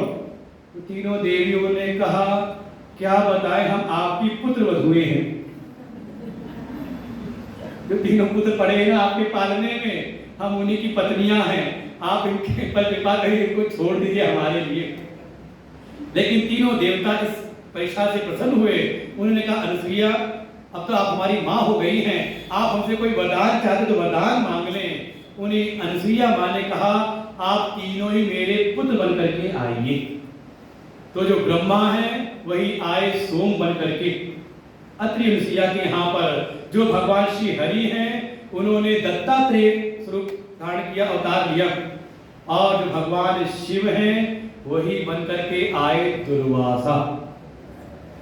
अरे नाम सुनते ही दिल में धड़कने भर जाती हैं। भगवान न करे कि दुर्वासा कभी कोई दुर्वासा और कोई महात्मा बोध करने वाला हो तो उसका नाम ही रखेंगे दुर्वासा। वैसे फिर हमें उपाधि नहीं मिली क्रोध करने वालों के दुर्वासा। लेकिन देखें जो प्राणियों की बुरी वासनाओं, दुर्वासनाओं का जो नाश कर दे, वास्तव में उनका नाम है दुर्वासा। उसके लिए चाहे क्रोध भी क्यों ना करना पड़े। और देखिए जिसके जिसके ऊपर दुर्वासा का क्रोध हुआ, आप एक नाम कहते देखो कथाएं पूरी नहीं रखी। सो अमरीशो निपवरः सप्त दीप सारपति। अमरीश का नाम सुना कि नहीं सुना? अच्छा अमरीश के पिता का नाम बताओ, क्या नाम है अमरीश के पिता का नाम? अमरीश के पुत्र का नाम बताओ, क्या नाम था अमरीश के पुत्र का नाम? किस वंश में आए थे? कहते थे सूर्य वंश में आए थे। अमरीश के भाई थे, उनका नाम बताओ, उनके चाचा का नाम बताओ, ताऊ का नाम बताओ, मामा का नाम बताओ, उनकी पत्नी का नाम। अमरीश का नाम सुना है, क्यों? एकादशी का व्रत करते थे। लेकिन अगर दुर्वासा न आए होते, वो लीला न की होती, तो आप जानते हैं उनको एकादशी व्रत के अनुष्ठान से भगवान श्री हरि उन पर प्रसन्न होकर के अपना जो सुदर्शन चक्र है वो उनके रक्षा में लगा रखा है। लेकिन जगत में कोई उसकी महिमा को जानता ही नहीं। कैसे जाना? जब शंकरावतार दुर्वासा ऋषि ने एक लीला की, इस लीला के द्वारा उनकी जगत में ख्याति हुई। ये तो कौन जानता, इसे कथाओं के साथ तो समझना चाहिए। अरे ये जो दुर्वासा ऋषि हैं, ऐसा नहीं कि अमरीश के पास ही गए थे। अरे एक समय पहुंच गए थे त्रेता युग में राम जी के पास भी। कैसे? प्रभु श्री राम बैठे थे, एक समय उनके पास में आ गए काल के स्वामी मृत्यु देवता आए और राम से कहा कि मुझे आपसे एकांत में चर्चा करनी है, और उस एकांत चर्चा में कोई भी ना आए, और अगर उस चर्चा के बीच कोई आ गया तो उसको आप मृत्यु दंड दीजिए, वो मृत्यु दंड का अधिकारी होगा। भगवान श्री राम ने सोचा किसको लगाऊं द्वार पर, कोई गलती ना कर दे, तो अपने सबसे ज्यादा विश्वस्त लक्ष्मण जी को, अपने अनुज लक्ष्मण जी को द्वार पर खड़ा किया कि हमारी चर्चा के मध्य कोई भीतर प्रवेश ना करे। और चर्चा चलने लगी और चर्चा चली रही थी, आ गए बीच में दुर्वासा ऋषि। अरे सामने आए और सीधे कहा मुझे अभी मिलना है, कहाँ है राम? अब लक्ष्मण जी ने बड़ा समझाया, क्या समझाते? आगे बिल्कुल धर्म की मर्यादा कि एक तरफ भाई की आज्ञा है और दूसरी तरफ एक मुनि की आज्ञा है। उन्होंने मुनि की आज्ञा को धारण किया और द्वार से प्रवेश किया। और इसी कारण से भगवान श्री राम ने लक्ष्मण जी का त्याग कर दिया था। प्रभु श्री राम की जो उनका प्रण था मर्यादा पुरुषोत्तम, उसकी भी ख्याति विस्तृत करने के लिए ही कि देखो राम जी सा कोई हो अपनी मर्यादा का पालन करने वाला, तो उनकी ख्याति विस्तार करने के लिए यहीं से उनका मन भरा नहीं। आ गए दुर्वासा ऋषि एक समय के द्वापर युग में भी, द्वापर युग में आए, इसलिए पहुंच गए द्वारिका। भगवान कृष्ण ने बड़ा स्वागत किया, उनको आसन पर बैठाया, चरणों में बैठ के सेवा करने। उन्हें कहा मुझको बहुत भूख लगी है, खीर बनवाओ। बहुत तगड़ी भूख लगी है। भगवान समझे दुर्वासा ऋषि पता नहीं कितना खाएं, सीधे अपनी जो पटरानी है रुक्मिणी जी उनको लगा दिया खीर बनाने में, आप जाके स्वयं बनाइए। और रुक्मिणी जी ढेर सारी खीर बना के ले बड़े से भगवान ने कहा बेटा ही बनाना, खीर ही खाऊंगा केवल। वो ढेर सारी खीर बना करके सामने ले आई। खीर को लिया, उसी में से ही कटोरी में नहीं निकाला, उसी में से लिया, खाया, उसी में डाल दिया था। और फिर कहा ये खीर जो है तुम दोनों अपने शरीर पे लगा लो, कृष्ण और रुक्मिणी को का पूरे शरीर पे खीर का लेप लगा डालो। क्या करते ऋषि आज्ञा है, भगवान ने पूरी खीर को अपने शरीर पे लगा डाला। जब लगा दिया तो कहा अब मुझको नगर भ्रमण करना है, रथ लेकर के मंगाओ, रथ मंगाओ। आज्ञा मिलते रथ आ गया सामने, कहे घोड़े हटाओ इसमें से, तुम दोनों लग जाओ। कौन? कृष्ण और रुक्मिणी। उनको घोड़े लगा के पूरे नगर का भ्रमण किया और भ्रमण करके वापस आए। जब उतरने लगे रथ से, तब दुर्वासा की दृष्टि गई भगवान कृष्ण के चरणों के तलवों की ओर। अरे कृष्ण तुमने ये क्या किया? तुमने जो खीर लगानी थी तुमने अपने चरणों के तलवों में नहीं लगाई खीर, इसकी खीर को नहीं लगाया तुमने। भगवान ने कहा हे ऋषिवर, ये तो आपका उच्छिष्ट प्रसाद था, आपकी आज्ञा से तो हमने पूरे शरीर पे लगाया, लेकिन आपका उच्छिष्ट प्रसाद हमारे चरणों के नीचे कैसे आता, कैसे उसको हम नीचे लगाते, इसलिए हमने नहीं लगाया। तब दुर्वासा ने कहा हे कृष्ण सावधान रहना, तुमने जिस जिस अंगों पे ये पूरी खीर लगाई है ये मेरी कृपा से सब वज्र का हो गया है, लेकिन तुम्हारे चरणों के तलवे हैं ये कोमल रह गई, इनका थोड़ा ध्यान रखना। और देखिए वहीं वो तीर लगा था चरणों के नीचे ही, तलवों में ही, ऐसे उन पर कृपा की। एक समय घटना और भी है, बहुत सारी कथा यहाँ वर्णन की दुर्वासा जी की। द्रौपदी वरम दाता तंचलम विवर्धनम। एक तो दुर्वासा ऋषि यमुना जी में स्नान कर रहे थे, अचानक जल का प्रवाह आया, जो उनका कटिवस्त्र था वो बह गया और बड़े ही संकोच में हो गए, कैसे बाहर निकलूं। पास में ही द्रौपदी अपनी प्रतिसाद वहां पे बैठी थी, उनको लगा ऋषि कुछ संकोच में हैं, उन्होंने अपना कुछ वस्त्र का हिस्सा फाड़ करके नदी के जल में प्रवाहित कर दिया और उसको अपनी लज्जा को ढकते बाहर निकल करके आए। और दुर्वासा ने कहा हे द्रौपदी तुमने मुझको ऋणी बना दिया है, तुमने आज मेरी लज्जा को ढका है, एक समय जब आएगा तो मेरे कृपा से तुम्हारा चीज है वो बढ़ जाएगा। ब्रह्म तेजो विशेषेण स्थापयामा भूतले संन्यास पद्धति चैव यथा शास्त्र विधि क्रमम। शास्त्र विधि की स्थापना के लिए और संन्यास पद्धति को आगे बढ़ाने के लिए वास्तव में दुर्वासा ऋषि का अवतार हुआ। एक अवतार और भगवान के बहुत प्रमुख हैं, पता नहीं आपने नाम सुना कि नहीं सुना?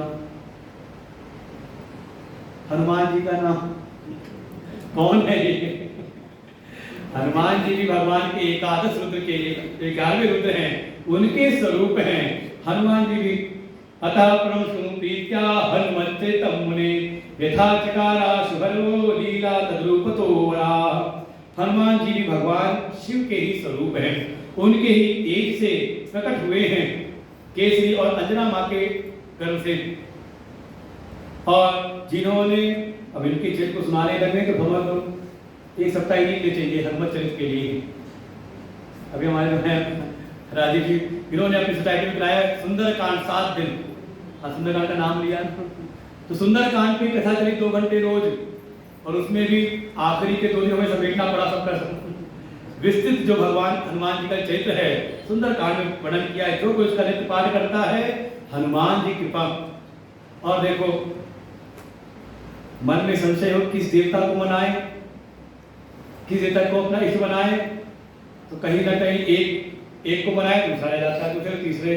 हनुमान जी ऐसे कि वो हर जगह पहुंचे हुए हैं, चाहे हर को मनाना है कि हरि को, हर को तो भगवान शिव के ही अंशावतार है और हरि का उन्हीं के परम सेवक है। पूरा जीवन इन्होंने भगवान श्री राम की सेवा में ही हनुमान स कपीशान श्रेव महाबल रविबिंबम वक्षाक्षु ज्ञात्वा लघुपदं प्रगे स्थापयामास भूलोके राम भक्तिं कपीश्वर स्वयं भक्तवरो भूत्वा सीता राम सुखप्रद। भगवान श्री राम के यश को ही स्थापित करने के लिए हनुमान जी ने अपना पूरा जीवन लगा दिया।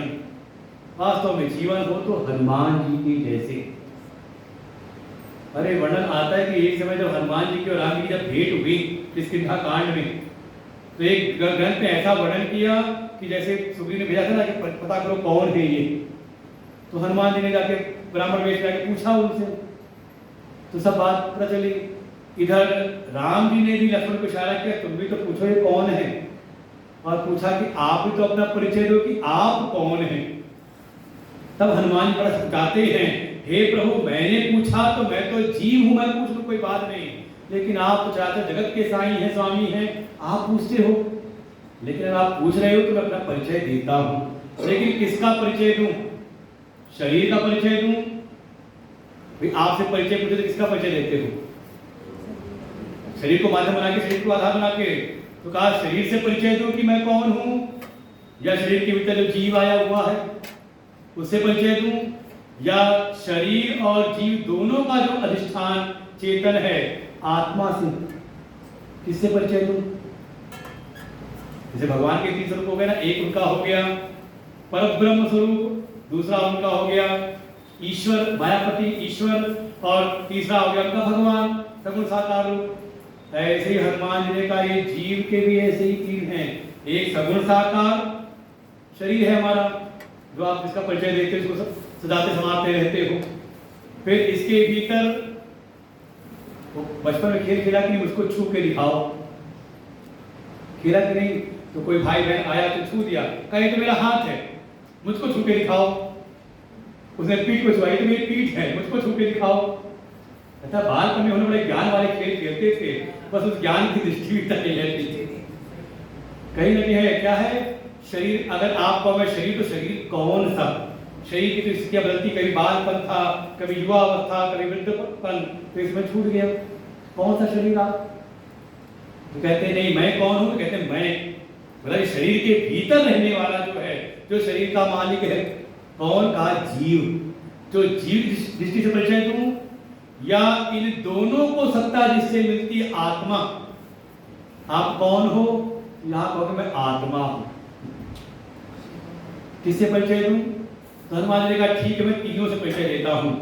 देह दृष्ट्या दासोहम, जीव दृष्ट्या अंशकः, वस्तुतस्तु त्वमेवाहम इति मे निश्चिता मते। हनुमान जी कहते हैं आप जैसे परिचय पूछो मैं बताता हूं। आप अगर मेरे शरीर से मेरा परिचय पूछते हैं तो देह दृष्ट्या तो दासोहम, शरीर की दृष्टि से आप मेरे स्वामी हैं और मैं आपका दास हूं। कम से कम ये भाव बना रहे, मैं सेवक रघुपति पति मोरे। स्वामी न बने, बल्कि स्वामी तो एकमात्र प्रभु है, भगवान है, मैं तो उनका सेवक हूं। शरीर का अगर मान हो तो तुरंत ये मान आए कि शरीर भगवान की सेवा में लग रहा कि नहीं लग रहा। कहा देह की दृष्टि से तो मैं आपका दास हूं, आप मेरे स्वामी हैं। जीव की दृष्टि से जीव दृष्टया त्वद अंशकः, जीव की दृष्टि से मैं अंश हूं और आप अंशीय, मैं आपका ही अंश हूं। देखो इसीलिए ब्रह्म का अंश नहीं है, किसका? ईश्वर के अंश। आप ईश्वर हो और मैं आपका। अच्छा मान लो सेवक बने, सेवक की सेवा किसकी करोगे? देह की दृष्टि से अगर आप पूछते हो तो आप मेरे भगवान हो, प्रभु हो, और मैं आपका सेवक हूं, तो सेवा किसकी करोगे? निर्गुण निराकार की। अव्यक्त की सेवा करोगे, जो साकार है उसकी सेवा करोगे, उनकी पूजा करोगे, उनको स्नान कराओगे, उनका श्रृंगार करोगे। किसको? सगुण साकार को। तो सगुण साकार की दृष्टि से अगर आप भगवान हैं तो मैं आपका सेवक हूं। फिर जीव की दृष्टि से आप ईश्वर हो और मैं आपका अंश हूं। ईश्वर अंशी है और मैं आपका ही अंश हूं। ईश्वर अंश जीव अविनाशी, चेतन अमल सहज सुख राशि। और अगर आपने पूछा है आत्मा की दृष्टि से, तत्व की दृष्टि से, तो आप तत्व की दृष्टि से जो आप हैं वही मैं हूं, और जो मैं हूं वही आप हैं। सो हम, ये तो सुना होगा ना, सो हम, अहम ब्रह्मास्मि तत्त्वमसि। ये सब इसी बात को, ब्रह्म और आत्मा के एकत्व का अनुभव, ये समझ लो, यही कराना सारे शास्त्र का प्रयोजन है। चाहे शिव पुराण हो, चाहे भागवत हो।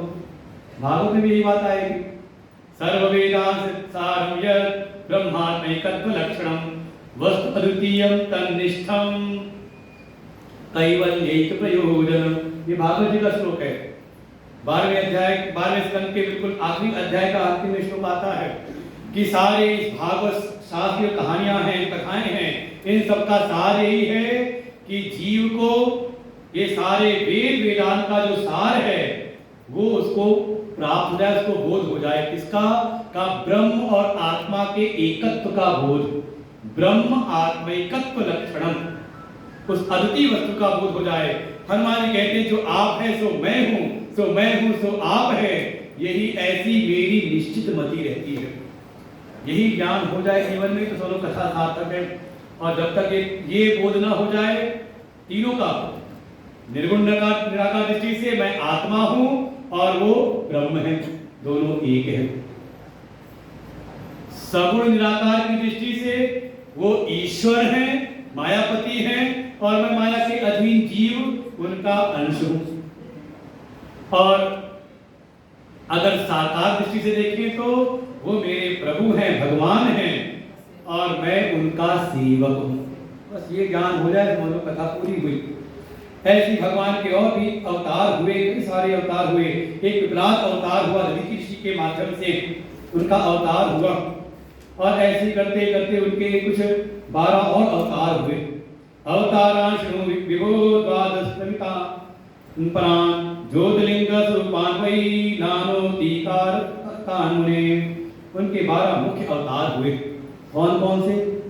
सौराष्ट्रे सोमनाथश्च श्रीशैले मल्लिकार्जुन उज्जैन्यां महाकाल ओंकारे चामरेश्वर केदारो हिमवत्पृष्ठे डाकिन्या भीमशंकर वाराणस्यां च विश्वेश त्र्यंबको गौतमी तटे वैद्यनाथ चिता भुवो नागेशो दारुकावली सेतुबंधे च रामेशो घुष्मेशश्च शिवालये अवतार द्वादशकमेत शंभो परात्मना सर्वानंदकरं पुंसां दर्शनात् प्रश्नात् मुने। ये भी भगवान के 12 अवतार हैं, जिसको आप कहते हो 12 ज्योतिर्लिंग। ये शिव पुराण का पाठ अलग है, जो पाठ आपको याद हो अलग है। सौराष्ट्रे सोमनाथं च श्रीशैले मल्लिकार्जुनम् उज्जैन्यां महाकालम् ओंकारं ममलेश्वरम् परल्यां वैद्यनाथं च डाकिन्यां भीमशंकरं सेतुबन्धे तु रामेशं नागेशं दारुकावने वाराणस्यां तु विश्वेशं त्र्यंबकं गौतमी तटे हिमालये तु केदारं घुष्मेशं च शिवालये एतानि ज्योतिर्लिंगानि सायं प्रातः पठेत् नरः सप्त जन्म कृतं पापं स्मरणेन विनश्यति। इनके तो नामों की इतनी महिमा है कि इन 12 अवतारों के 12 ज्योतिर्लिंगों का अगर कोई सायं प्रातः स्मरण कर ले, इनका नाम भी ले ले, तो सैकड़ों जन्मों के पाप आपके नष्ट हो जाते हैं। और कितना समय लगा? उसके से 2 मिनट, बहुत तो याद भी होगा। जो हमारे 12 ज्योतिर्लिंगों का जो स्तोत्र है का इसकी वर्णन किया। पहले इसमें है सौराष्ट्र सोमनाथम, जिसकी स्थापना की स्वयं सोमदेव ने, चंद्रमा के द्वारा स्थापना हुई। घटना ये हुई कि दक्ष की जो 60 कन्याएं थी उसमें 27 कन्या का विवाह कर दिया था चंद्रमा के साथ में। लेकिन जो चंद्रमा है ना, इनका जो विशेष प्रेम था वो रोहिणी से था, बाकी पे उतना ध्यान देते नहीं।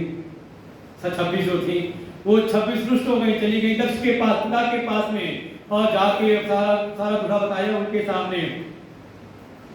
ये फिर दक्ष ने देखा ये जो है चंद्रदेव ये देखा, अरे पत्नियां दिखने नहीं, कहाँ चली गई बाकी सब, खबर मिली गई है अपने पिता के यहाँ पर।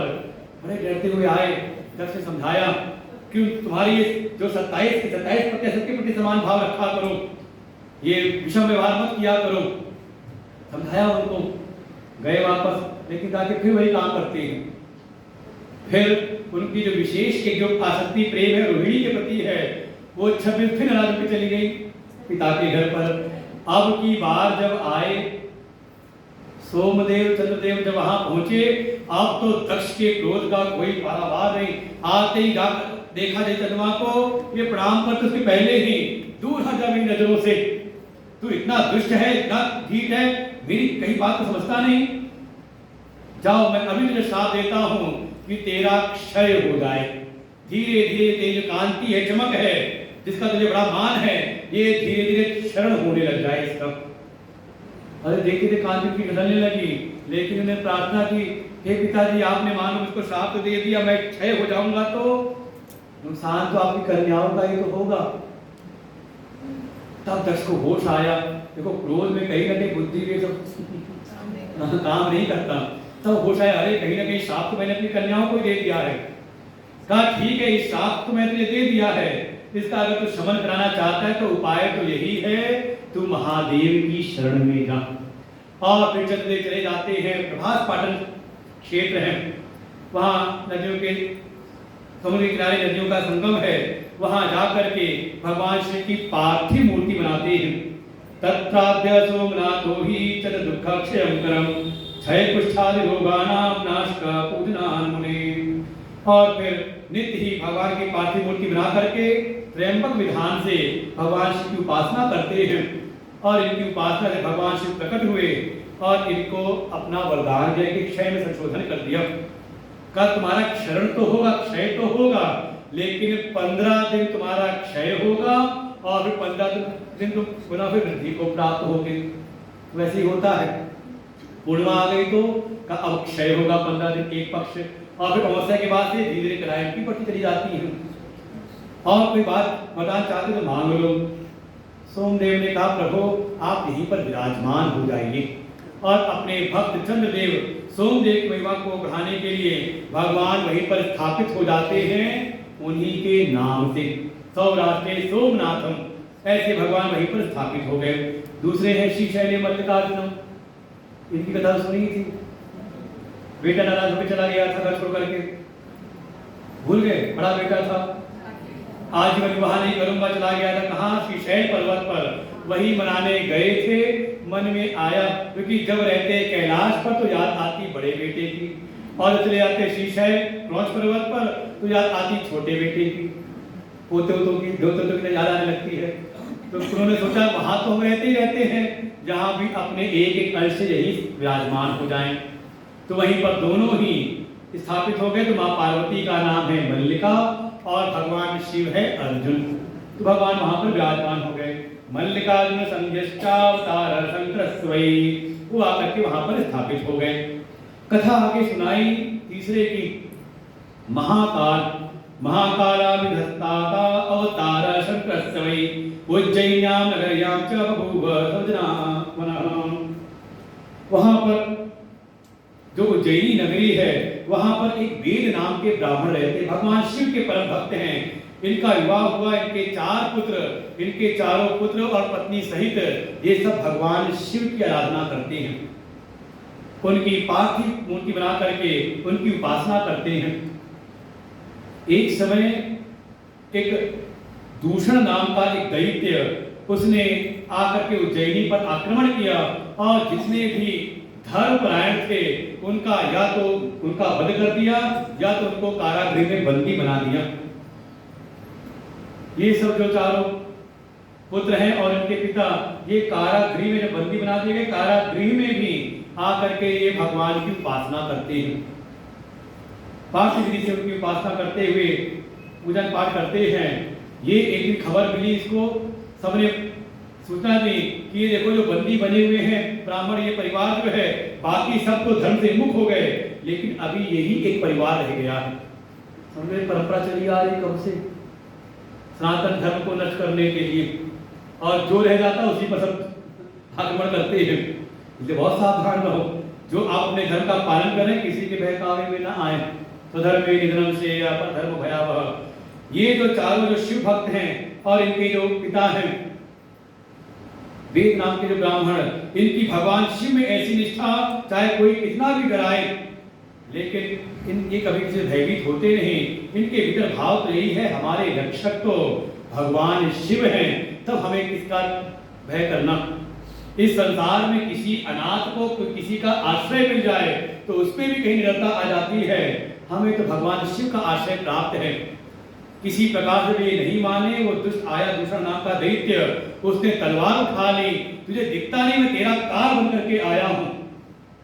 और जैसे इसने बोला, ये सारे विचलित हुए नहीं, अपनी पूजा में लगे थे, तभी वहां जोर का एक आवाज सी हुई, धमाका सा हुआ और देखते तो उसी स्थान पे बड़ा गड्ढा हो गया और वहीं स्वयं भगवान शिव प्रकट हुए। कहते तू इनका काल है, तो मैं कालों का काल महाकाल हूं, तेरा काल हूं। और तो दूसरा दैत्य का वध किया, उन ब्राह्मण देवताओं का रक्षण किया है। उन ब्राह्मण देवताओं की के वरदान के रूप में ही भगवान वहीं पर विराजमान हो जाते हैं महाकाल रूप में। और देखिए आज भी भगवान का जो शिवलिंग है, ज्योतिर्लिंग है, वो नीचे है, सतह पर नहीं, सतह पर दूसरा मंदिर है। भगवान दर्शन करने तो नीचे जाना पड़ता है। कभी गए कि नहीं? ना वहीं पे बिल्कुल नीचे है मंदिर। वहां पर एक समय विंध्य पर्वत ने भगवान की उपासना की, तो हुआ ये कि अपनी महिमा में थे, अभिमान में एक दिन आए देवर्षि नारद। विंध्य पर्वत ने अपनी महिमा का वर्णन शुरू कर दिया, देखो मेरे पास ये है, मेरे पास ये है, मेरे पास ये है, ऐसी मेरी महिमा है। देवर्षि नारद ने कुछ ध्यान दिया, बड़े अनमने मन से बैठे रहे। इनको लगा कि लगता है देवर्षि ने कोई कमी देख ली क्या, जैसे मान लो आप ही ऐसा काम करो, किसी को अपनी महिमा बताओ और वो कोई प्रभावित हो ना उससे, तो मन में होता है क्या ऐसा इन्होंने क्या देख लिया, क्या कमी देख ली। ये विंध्य पर्वत के मन में भी आया, देवर्षि आपने ऐसी क्या न्यूनता मुझ में देख ली। देवर्षि ने कहा तुमने जो सब बताया सब ठीक तो है, लेकिन जैसा ऐश्वर्य सुमेरु पर्वत का है वैसा तुम्हारे भीतर कुछ है नहीं। अब तो मन में आया क्या करूं, कैसे ऐश्वर्य प्रकट करूं। चलो भगवान शिव की आराधना करता है, पार्थिव मूर्ति बना करके भगवान शिव की आराधना करते हैं और उनकी आराधना से भगवान शिव प्रकट हुए। मन के भीतर आया भगवान के, ऐसा ना हो कि वरदान में कुछ मांग ले, लेकिन इसने कहा प्रभु मुझको सद्बुद्धि प्राप्त। पहले किसी ने कहा था सद्बुद्धि मिले, तो मैं याद है शिव पुराण की बात कि हाँ भगवान से भी किसी भक्त ने कहा सद्बुद्धि मिले, और फिर भगवान से प्रार्थना की प्रभु आप यहीं पर विराजमान हो जाइए। प्रणवे चैव चोंकार नामासीत् लिंगम उत्तमम परमेश्वर नामासीत् पार्थिवं च मुनीश्वर। भगवान वहीं पर जो विंध्य पर्वत, उसमें एक ओंकार की आकृति प्रकट है, उसमें पर्वत में, वहीं पर भगवान ओंकारेश्वर नाम से स्थापित हो गए। और जिस पार्थिव मूर्ति की पूजा कर रहे थे वहां भी भगवान प्रकट हो गए, उसका नाम पड़ा यहां दिया परमेश्वर, आज के समय अमलेश्वर। वहां से दो हैं, बीच में नर्मदा मैया जा रही हैं, एक तरफ ओंकारेश्वर भगवान हैं और दूसरी तरफ अमलेश्वर, ओंकारम अमलेश्वरम। इसे दोनों के दर्शन करने पड़ते हैं, चाहे पुल से जाके दर्शन कर लो दूसरे के, चाहे स्टीमर से चले जाओ नीचे उतर करके, तो दोनों के दर्शन करो तब पूरे दर्शन होते हैं। ऐसे वर्णन किया ओंकारेश्वर ज्योतिर्लिंग का। एक और भगवान हरि के अवतार है नर नारायण। ये बद्रिका क्षेत्र में जाकर के, हिमालय में जाके भगवान शिव की आराधना करते हैं, पार्थिव विग्रह बना करके भगवान शिव प्रसन्न हुए की साधना उपासना से। वरदान के रूप में इन्होंने कहा प्रभु आप यहीं पर विराजमान हो जाओ, और भगवान शिव वहीं पर विराजमान हो गए। केदारेशोतारस्तु पंचम परम शिव, पांचवें अवतार के रूप में भगवान वहीं पर केदारेश्वर रूप में वहां विराजमान हो गए। वर्णन आता है ऐसा कि द्वापर युग में पांडव जब यात्रा करते जा रहे थे तो पांचों पांडवों के सामने भगवान केदारेश्वर भगवान ने एक लीला की। उनके सामने ये आए तो उनके सामने से एक महिष का रूप बना करके भागने लगे। महिष माने भैंसा, भैंसे के रूप में बन करके भागने लगे। तब तक देखा क्या, भीम ने पकड़ के सोचा भगवान महादेव कहाँ जा रहे हैं। जा करके उन्होंने उनकी पूंछ पकड़ ली, और पूंछ पकड़ ली तो भगवान शिव ने अपना मस्तक जो है घुसा दे जमीन के भीतर, भागते भागते भाग छू रहे थे, जाके घुस गए नीचे, तो केवल पीठ रह गई उनकी। तो वही आप जाके देखो केदारेश्वर में, तो आपको एक पीठ दिखाई, ऐसा शिवलिंग नहीं दिखाई देगा, एक शिला दिखाई देगी पीठ के रूप में, वो उनकी पीठ वहां रह गई। तो कहा इनका मुख कहाँ गया? कहा उनका मुख निकला जाकर के एक देश था, शिव पुराण नाम दिया नेपाल, जाके वहां उनका मुख निकला, आज के समय का नेपाल। तो जो नेपाल है वो भगवान शिव का मुख है, पंचमुखी है, 4 दिशाओं में 4 मुख और एक ऊपर की ओर। तो उनका मुख वहां पर है और उनकी पीठ है केदारेश्वर। तो जो केदारेश्वर का दर्शन करें तो जाके नेपाल में दर्शन करो, तब पूरे दर्शन माने जाएंगे। तो ऐसे उनका 5वां स्वरूप हुआ नारायण के द्वारा। षष्ठ भीमशंकर संज्ञस्तु शंभो महाप्रभो अवतारो महालीला भीमासुर विनाशनम सुदर्शनाभिरम भक्तम कामरूपेश्वरम निपम। भगवान का एक प्राकट्य हुआ, एक दैत्य था, नाम था भीम, इसकी मां है करकटी, नाम में बड़ा चित्र है। एक दिन जब भीम बड़ा हुआ, इसने पूछा मां तू दिखाई देती, मेरे पिता नहीं दिखाई देते, मेरे पिता कौन है? इसकी मां ने कहा क्या बताऊं, मेरा विवाह तो हुआ था विराट के साथ में, लेकिन हरि के अवतार राम ने उसका वध कर दिया था, तब मैं अकेली रह गई। तब पुनः एक आया, नाम था कुंभकर्ण, उसके साथ मेरा विवाह हुआ, उसके साथ मैं रहने लगी। लेकिन उसी समय से रहते रहते तेरा जन्म हुआ था और कुछ समय बाद राम ने उसका भी वध कर दिया था। इसलिए सुना मेरे पिता का विराट का वध किया, साथ में इनका भी का साथ मेरे जो माता पिता उनका भी उसने संहार कर दिया था। इसको तो आया था क्रोध, मैं जाके तपस्या करता हूँ, बल प्राप्त करता हूँ, और तपस्या के द्वारा बल प्राप्त किया और फिर तीनों लोक में अत्याचार कराना शुरू करता है। और एक राजा के नाम दक्षिण, जो भगवान शिव के परम भक्त थे, इसने जितने भी संसार में कोई भगवान की भक्ति करे सबको बंदी बना लिया। ये राजा दक्षिण के ऊपर भी आक्रमण किया, इनको बंदी बना लिया। ये दक्षिण जो है अपने कारागृह में ही भगवान शिव का पार्थिव गिरह बना करके उनकी पूजा करते हैं, जो भी जल पत्र पुष्प में जाकर उससे पूजन करते हैं। एक दिन ये पहुंच गया, सारे सेवकों ने बताया जाकर के कि देखो सब तो कोई पूजा पाठ नहीं करते, लेकिन ये पूजा करता है, लगता है जैसे आपके खिलाफ कोई अभिचार कर रहा हो, षड्यंत्र कर रहा हो। देखा अच्छा ऐसा है, ये भीम अपनी तलवार लेकर के आया और आ करके उसको मना करने का प्रयास कर, लेकिन वो मानते नहीं। तब जिस शिवलिंग की पूजा कर रहे थे उसी पर उसने प्रहार करने को, अभी तेरे रक्षक को कहा इसकी जो पूजा कर रहा है ना, इसको तो मेरे चाचा जी कुंभकर्ण पिता थे, रावण कौन हुआ? कहा उसने अपना गुनाह बना रखा था, ऐसी बड़ी बातें कही। और जैसे ही प्रहार करने को हुआ वहीं से भगवान स्वयं प्रकट होते हैं और भीम का वध किया। कहा तो भीम है तो मैं भीमाशंकर हूं।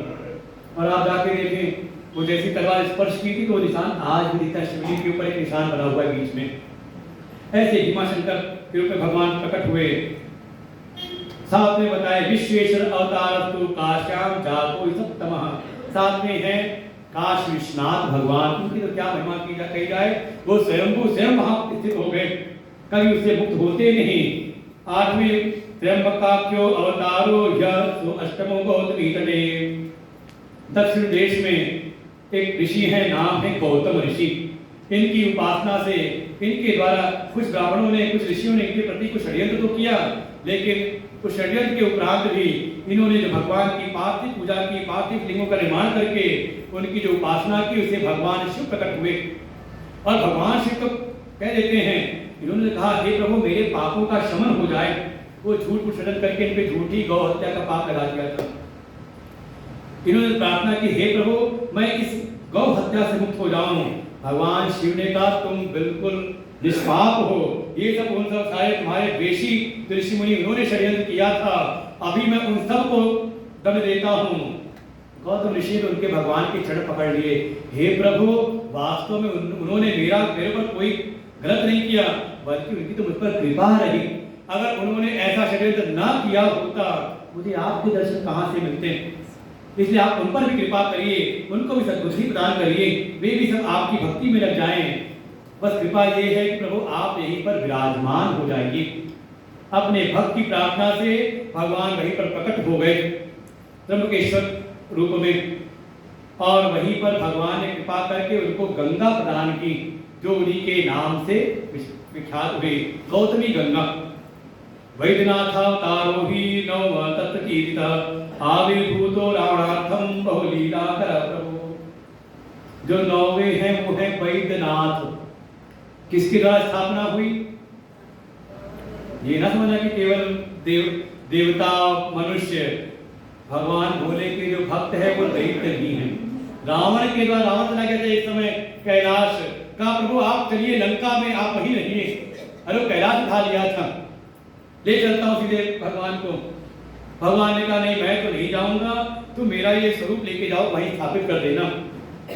और जब वो अपना भगवान ने दिव्य शिवलिंग दिया, ले जाओ स्थापना कर देना, बस जहां एक बार रख दोगे वहां से मैं हिलूंगा नहीं, ध्यान रहे। वो जब चलने लगा सारे देवताओं में हलचल मच गई। अगर ये महादेव वहां स्थापित हो गए तो जो लंका है वो अजय हो जाएगी। सबने तुरंत वरुण देवता को बुलाया, अरे कुछ करो जाकर के। वरुण देवता जाकर के पेट में बैठ गए, खूब जल के रूप में हो गए। रावण को लगी लघु शंका, अब क्या करे, कोई दिखता नहीं यहाँ पर। तो कोई दूसरे देवता आ गए, किसी ब्राह्मण का रूप बना करके सामने घूमने लगे। उन्होंने कहा, हे ब्राह्मण देवता इधर आओ, ये शिवलिंग को पकड़ो, और जब तक मैं नहीं आता हूँ कहीं इसको रखना नहीं। गए लघु शंका करके, और फिर जो भी अपना कहते हैं नित्य शौच क्रिया से करके अपना शुद्ध होकर स्नान करके जब वापस आए, तब तक वो मौका देखा, उसने रख दिया जमीन पे, भाग खड़ा हुआ कि रावण ने पकड़ लिया तो छोड़ेगा नहीं। बार बार हिलाने का प्रयास किया, लेकिन भगवान वहां से हिले नहीं, वही स्थापित हो गए। तब रावण ने पास जाके कहीं गंगा जी का जल भरा, कांवड़ भरी, और वहीं पर उन्होंने कांवड़ चढ़ाई। तभी से कांवड़ यात्रा चालू हो गई। पहली कांवड़ रावण ने चढ़ाई है। एक भगवान का अवतार हुआ नागेश्वरावतारस्तु दशमा परिकीर्तितः आविर्भूत भक्तार्थम दुष्टानां प्रणतसराम हत्वा दारुकनामानं राक्षसं धर्मघातकं। भगवान ने एक समय दारुक नाम का एक अक्षर था, उसका वध करके उनके एक भक्त थे सुप्रिय नाम के वैश्य, जो उसके बंधन में रह के भगवान की पूजा उपासना करते थे, उस पर कृपा करने के भगवान वही नागेश्वर रूप में स्थापित हो गए। रामेश्वरावतारस्तु शिवस्यैकादशसुतः 11वां अवतार हुआ रामेश्वर। स्वयं भगवान श्री राम जब लंका विजय के जाते तो वहां पर सेतु बनाया। जब काम पूरा हो तो भगवान को लगी प्यास। जैसे भगवान की प्यास को जाना, सारे सेवक भाग के गए अंदर दूर से, क्योंकि वहां तो खारा जल था, दूर से जाके मीठा जल लेकर के आए। और जैसे प्रभु श्री राम को जल दिया, जल पीने को, तब तक उनको याद आया, आज तो मैंने अभी अपने ईश्वर, अपने प्रभु महादेव को जल अर्पण किया नहीं, बिना उनको जल अर्पण किए मैं कैसे ग्रहण करूं। इसलिए तुरंत ही वहीं पर बालका के द्वारा एक बढ़िया दिव्य शिवलिंग बनाया, और भगवान श्री राम ने स्वयं पहले जल अर्पण किया और फिर जल पान करते हैं। उनकी इस भावना को देख के भगवान साक्षात वहां प्रकट हुए। हे प्रभु, बड़ी कृपा की आपने। भगवान श्री राम ने कहा, प्रभु फिर आप यहीं पर विराजमान हो जाओ। भगवान श्री ने कहा, फिर आपके ही नाम से मैं यहाँ पर विराजमान हो जाऊंगा, रामेश्वरम नाम से। भगवान श्री राम ने कहा, नहीं नहीं, आप भले होगे मेरे नाम से, लेकिन लोग जानेंगे क्या ये किसका शिवलिंग है। देखो, भगवान शिव कहते हैं कि मैं यहाँ पर स्थापित हो रहा हूँ आपके नाम से, कि आपके जो ईश्वर हैं उनका ये शिवलिंग है, उसका नाम है रामेश्वरम। भगवान श्री राम ने कहा, नहीं, इसका भाव ये होगा, राम के जो ईश्वर है उनका ये शिवलिंग है। दोनों भाव देखिए, दोनों ही हैं, रामेश्वर नाम से हो गए। फिर 12वां घुष्मेश्वरतारस्तु द्वादश संक्रस्तहि नाना लीला करो घुष्मानंदतो भक्तवत्सल। 12वें ज्योतिर्लिंग के रूप में, और एक जो समाज में बड़ी चलती बात है कि माताएं शिवलिंग की पूजा नहीं कर सकती। केवल वो जो विधान है, केवल विवेक दृष्टि के आधार पर, वो तो अगर अशौच अवस्था में कोई पुरुष वर्ग का तो वो भी पूजा नहीं कर सकता अगर अशुद्ध हो तो, केवल उसका विचार करते हुए। क्योंकि जो 12वां ज्योतिर्लिंग है उसकी स्थापना ही हुई है एक स्त्री भक्त के द्वारा। एक ब्राह्मण है, सुधर्मा नाम के ब्राह्मण, उनका विवाह हुआ, उनकी पत्नी का नाम सुदेहा। बहुत समय बीत गया, कोई पुत्र संतान हुई नहीं। तो सुदेहा ने कहा कि ऐसा करिए, आप दूसरा विवाह कर लीजिए मेरी बहन से ही। उसकी बहन का नाम है घुष्मा, जो भगवान शिव की भक्त है, नित्य ही भगवान की पार्थिव पूजा करती है। और जो पार्थिव पूजन का विधान है कि रोज बनाओ, निर्माण करो, पूजन करो, भगवान का आह्वान करके पूजन करो, और रोज उसका विसर्जन भी होता है। तो विसर्जन करती है घर के पास ही तालाब में। धीरे धीरे पूजा के प्रभाव से ही घर की सेवा भी करती है, अपनी बड़ी बहन की बड़ी सेवा करती है। लेकिन इसकी पूजा के प्रभाव से इसके यहाँ एक पुत्र का जन्म हुआ, और जैसे पुत्र का जन्म हुआ, अब इसकी महिमा तो ज्यादा होने लगी। वो जो इसकी बहन है सुदेहा, इसके भीतर हुआ कुछ जलन का भाव। हर जगह इसी का नाम होता है, इसी की महिमा होती है, जबकि उसने कभी अपना अभिमान प्रकट किया नहीं, वो स्वयं ही उनकी सेवा में रहती है। लेकिन जलन के कारण एक दिन सुदेहा ने जब ये पार्थिव पूजन पूजा में बैठी थी, जा करके इसके बच्चे के कई टुकड़े कर डाले, मार डाला सोते सोते ही, और टुकड़े उठा करके जिस तालाब में विसर्जन करती थी ये शिवलिंगों का, वहीं पर डाल दिया। ये तो अपना पूजा में बैठी है, इधर से हाथ में क्या है, लगता है कोई हिंसक पशु आ गया, बालक उठा करके ले जा, कुछ जल क्योंकि यहाँ पे रक्त की बूंदें दिखाई दे रही हैं ऐसी, कुछ एक आध मांस के टुकड़े रह गए। लेकिन ये उठती नहीं कि जिसने पुत्र दिया था वही इसकी रक्षा करेंगे। पूरी निष्ठा से भगवान की पूजा पूरी की, संपन्न की, और जाति विसर्जन करने के लिए तो जब तालाब में उसने विसर्जन किया पार्थिव शिवलिंग का, वापस आने लगी तो देखा क्या, तालाब के किनारे इसका बेटा खड़ा है, साथ में भोले बाबा खड़े, उंगली पकड़े हुए। बेटे ने कहा, मां को आलिंगन किया, भगवान शिव को प्रणाम किया। भगवान शिव ने कहा, अरे घुष्मा, ये तेरी जो क्या है, बहन की सौत है, ये जो है तुझसे कहा रखती है, और द्वेष के कारण तेरे बालक का इसने वध कर दिया था, हत्या कर दी थी, मैं अभी उसको दंडित करता हूँ। घुष्मा ने भगवान से प्रार्थना की, हे प्रभु, ये तो उसने मुझ पर उपकार किया, अगर ये घटना ना होती तो आपका मुझे दर्शन कैसे मिलता। आप तो उस पर भी कृपा करिए, उसको भी सुबुद्धि प्राप्त हो, वो भी आपकी भक्ति में लग जाए। हे प्रभु, अगर कृपा ही करनी है तो आप यहीं पर विराजमान हो जाएंगे। और भगवान ने उसको महिमा देने के लिए, देखो भक्त की महिमा को भगवान स्थापित करते हैं। सिद्धांत यही है, जो भगवान की सेवा में लगता है, भगवान को सजाता है, भगवान अपने भक्त के जीवन को सजा देते हैं।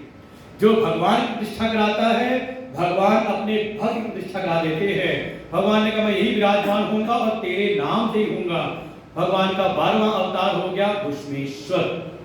सौराष्ट्रे सोमनाथं च श्रीशैले मल्लिकार्जुनम् उज्जैन्यां महाकालम् ओंकारम् अमरेश्वरम् परल्यां वैद्यनाथं च काकिन्यां भीमशङ्करम् सेतुबन्धे तु रामेशम् नागेशं दारुकावने वाराणस्यां तु विश्वेशं त्र्यम्बकं गौतमी तटे हिमालये तु केदारं घुष्मेशं च शिवालये एतानि ज्योतिर्लिङ्गानि सायं प्रातः पठेत् नरः सप्तजन्मकृतं पापं स्मरणेन विनश्यति। इन ज्योतिर्लिंगों का कोई दर्शन करे उसका तो लाभ है ही, भगवान की कृपा का पात्र बनता है। इनके नामों का नित्य स्मरण कर ले तो भी भगवान की कृपा से उसके 7 जन्मों के पाप और 7 क्या करोड़ों जन्मों के पाप नष्ट हो जाते हैं। ऐसे भगवान के अवतारों का वर्णन किया। अवतार जो भगवान की महिमा अपरंपार है, अखंड उनकी महिमा है, वही अपनी महिमा से जब नीचे उतर आते हैं, इसलिए हम सब जीवों के कल्याण के लिए और रक्षा करते हैं किसकी किसकी, 3 की।